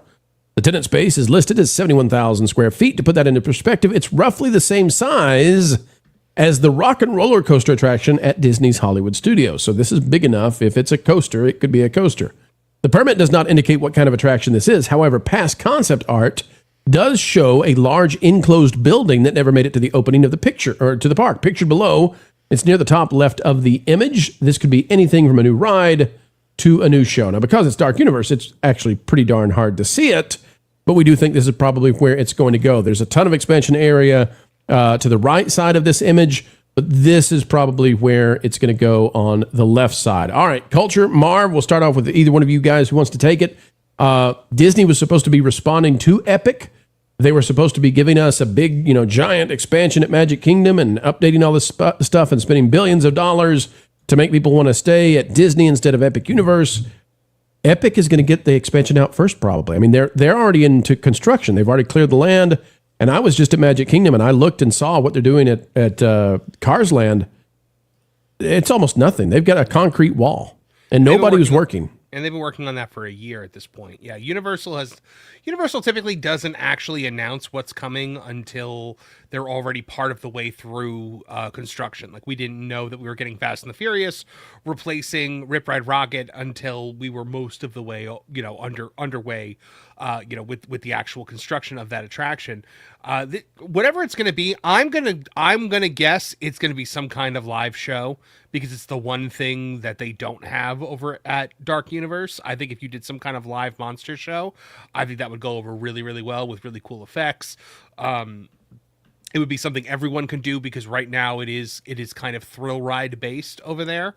Because you got the Kuka arm and you've got the roller coaster over there for the werewolf. So, I think a live show is probably the next thing they're going to want to add there. But it's going to be massive, whatever it is. And Dark Universe is so well themed. It is the place that I'm taking Caro when I force her to go to a theme park, because I think she will fall in love with it.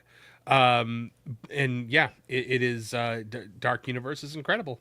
Carol, are you going to go with Marv? Are you going to go see Epic Universe and maybe see this expansion at the rate they're going? Are you willing to do so and then report on what you experienced there? Is that in the cards for us?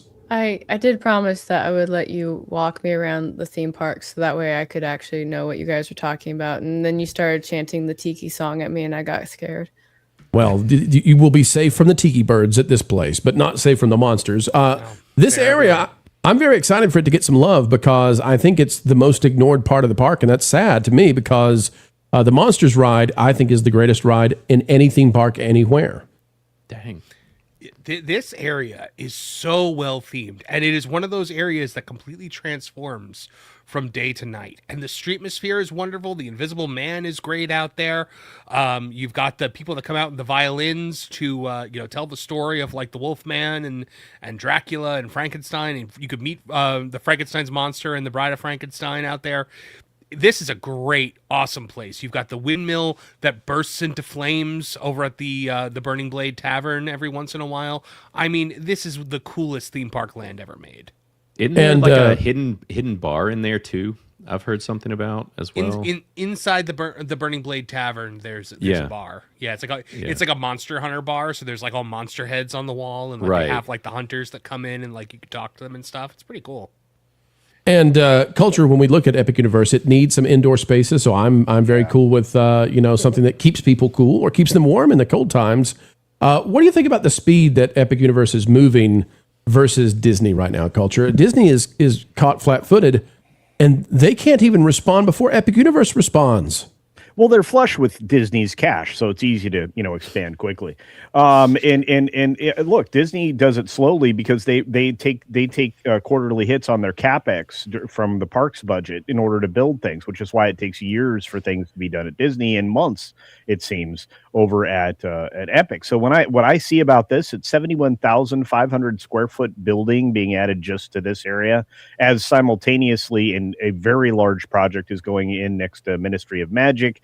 They have things that are tied to this project 680 that I think are just, their plans are bigger than we can imagine. So yeah, and this expansion will be close to this to the windmill, is what we're hearing. And I'm going to tell you, this is going to look It'll blend in because they do a great. They've done a better job of blending things in and being very conscientious of sightlines than Disney has for the last 2 decades. But that's an entirely different conversation. They desperately need an indoor space, whether that be a massive attraction, the size of, I don't know. I mean, this is like the size of Cosmic Rewind as far as the building.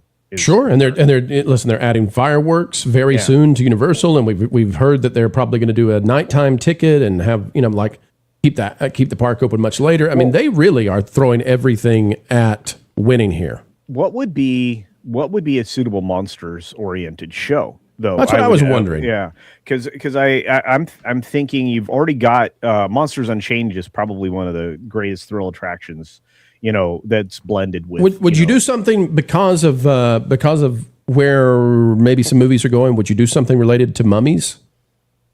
I think you could, but you have a great representation of Mummy in the original, frame of the Universal parks. I mean, yeah, but is that going to? There are rumors that might not be staying though. That's the third time I've heard somebody mention that rumor, and that rumor has been around for 15 years. So yeah. We'll see. I mean, like I said, there are moments in that are just you can't be. I don't know if you could replace them, and so, but that does take up a healthy footprint, and there's a backstage area there and everything else, and perhaps it's time to replace aging attractions with newer things, but.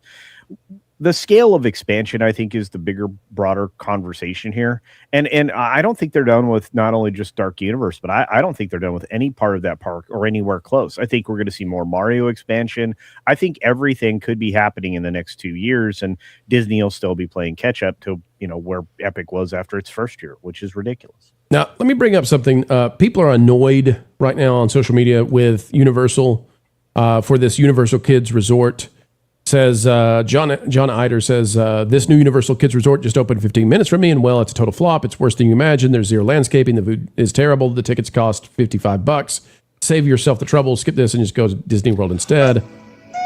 And you can see here, if the tickets cost $55, I think that it might be where it's supposed to be. Versus $200 for Disney, yeah. Right? And I have heard. Okay, let me just say this. I want people to understand what is happening there is a different idea. It's a different tone, and they're not going to go to Epic now and do this sort of thing for the expansion. So I just want to clear that up for people who've been asking, Pro, are you worried? No. I think the people who are in charge of this expansion at Dark Universe are incredible. Yeah. Incredible at what they do. And they're gonna bring the same quality that we've seen at Epic. Well, and let me just say this.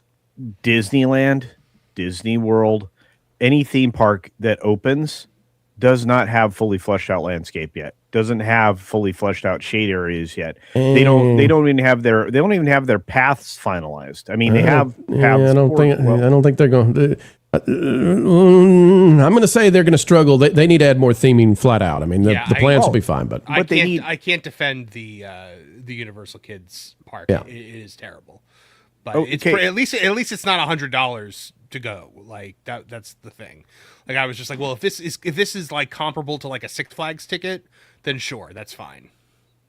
Again, just to add to that, $55 is half of what you pay to get in Magic Kingdom, and half of Magic Kingdom is closed. Well, so, that's fair enough on Magic Kingdom. Yeah, stop making an argument for that. But I'll just say this: it's not fleshed out yet. It doesn't have the shaded areas that's required, and every theme park starts out missing some things, and that is true even of Epic. So let's just be clear on that. The one thing that I will say also is the Universal Kids Park is made for kids. It's made for different little demographics. Kids. Little kids. It is not intended for Disney adults or like adults without kids to run around and do a whole bunch of things and drink and all the things that you're supposed to do in like the Florida parks. It is very much a place for locals to take little kids. Take their 5-year-olds. Yep. Yeah.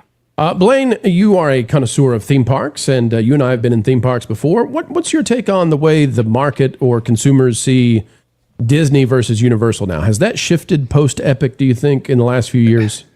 I do. It's funny. I actually had a conversation with someone recently that knows that, we end up in Florida quite a bit and that kind of thing. And we were talking about the parks and they were like, look, with the price of Disney and the fact that like nothing ever changes, it kind of seems to be the same park, and what's going on with Epic Universe, they were like, I'd rather just take my family and go to Universal and go to all 3 Universal parks and stay over there for a fraction of the price of what it costs to go over to Disney. And it seems like Universal has a much better bead on what people are wanting from these parks, and even just looking out for the people that are going. It's like I've been seeing a lot of these videos going viral of all these big trips that you can take that are like, you're going to other countries doing other crazy stuff, and it's a fraction of the cost of taking your family to Disney for a week, right? And Universal isn't really in the same boat, and all of these additions seem to be much more appealing and a new draw to see something new, to experience. Also, it's like we've been talking about for the whole show, where it's Disney as an entity, all of these properties they own are dwindling. Whereas, if you even just look at Epic Universe alone and you look at what people are interested in, you've got Nintendo over there. Kids love Nintendo. You've got the Dragon universe and all of that, and then the monsters. And so it's a lot more appealing to what kids and families, I think, are wanting to experience and see than what's going on currently at Disney. You bet, folks. Epic moving very fast, Disney moving slow, unable to respond even to Epic before their expansions begin. Amazing to see. The House of Mouse has no clothes on as they try to catch up, and this could be one heck of an expansion for Dark Universe. Commander Cody, the time has come, homie. Execute Order 66.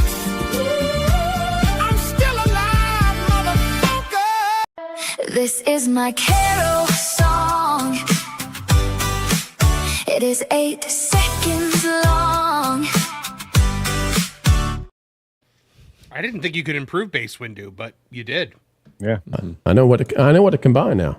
Yeah. Pat Steven, member for 14 months. And Steven, I know you're waiting desperately for me to send you the new order on thumbnails. I promise I will as soon as the show's over. It says $80 for 5-pound bag of lemon heads on the Amazon. It's cheaper than that. I can get it cheaper than that. If you, what are you, like a dealer? Culture's got a guy.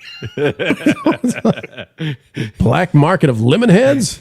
You want a rope? I'll get you a rope, $72. Hey, kid, you looking for lemon heads? Yeah. I'm going to have a movie. For some sour candies?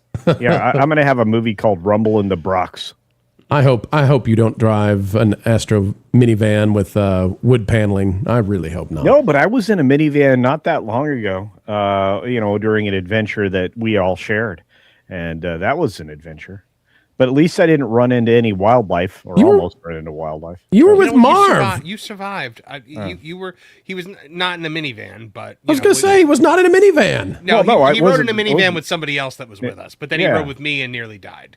Yeah, well, it happens multiple times. It happens multiple times. We had a lawnmower problem. Okay, that wasn't a death though. That was a we're really late for lunch thing. They're fighting, chat. They're fighting. Rock'em we didn't get sock'em. to eat. I think somebody was hungry. Flying Blind for $199. I like the Lemonheads cover of Mrs. Robinson. Let's look that up.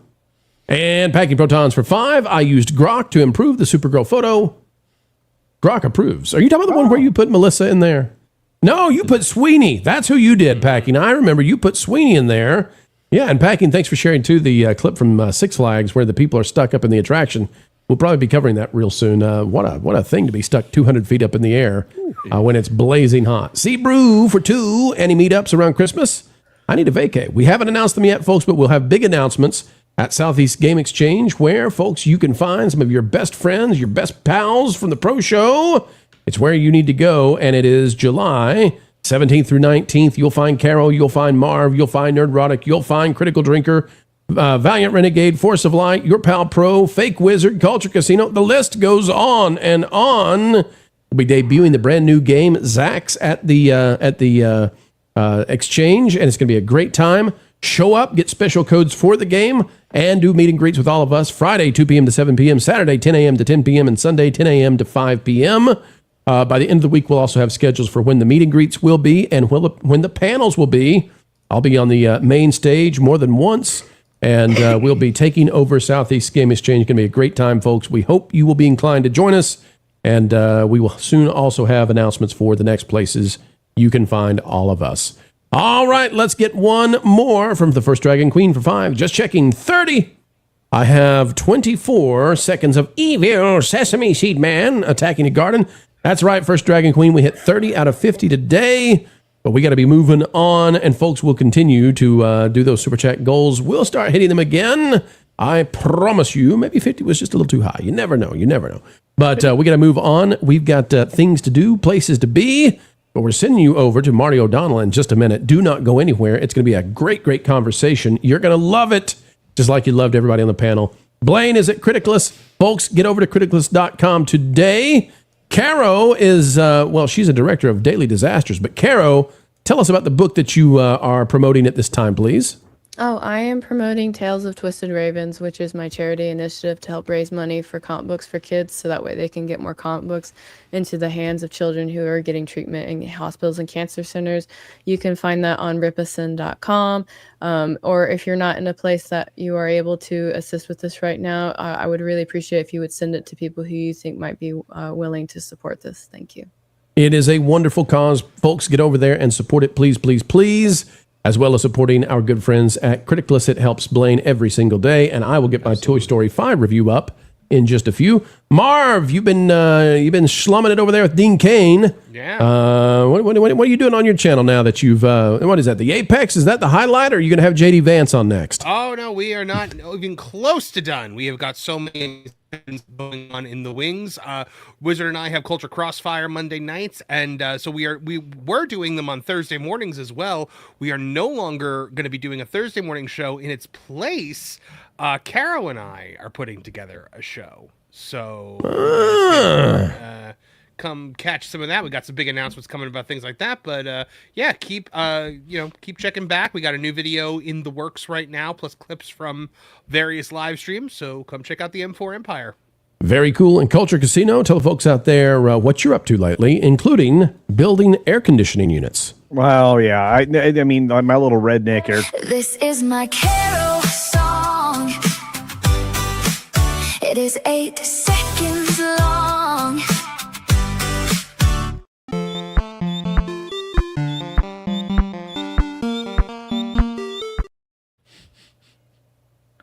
Are you done? I didn't think so. So yeah, Culture Casino is the main channel. Of course, check out That Garden Place, where you can, hopefully follow me repairing the roof of my greenhouse after a terrible, terrible storm. And we're going to grow some wonderful things. All right, we're out of here. Oh, darn it. You weren't supposed to see me putting my fingers up. Do it again. You're on camera now, Pro. Yeah, you were giving me the fingers.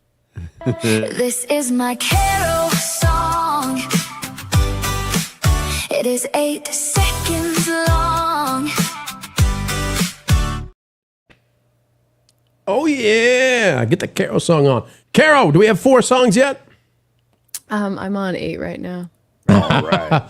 Carol, for a Halfway quick, there. Halfway quick there. preview. What's our 7th song called? Our 7th song is called Dog Walk. Dog Walk. I like it. That's a short dog walk. The mainstream media just can't understand how it is we continue to do what we do. They don't realize that we are powered by you, and you are... 1.21 gigawatts! 1.21 gigawatts! Folks, we've still got decades and decades left in the can. It drives the mainstream mad. Would it make you feel any better if you knew that what we're asking Matt here to do is a holy thing? You see, we're on a mission from God. We're on a mission from God. Now you're gonna put me right back in the joint. They're not gonna catch us. We're on a mission from God. So, folks, as we always say, as we end each and every show here, and we mean it, keep learning, keep growing, and as always, keep having fun.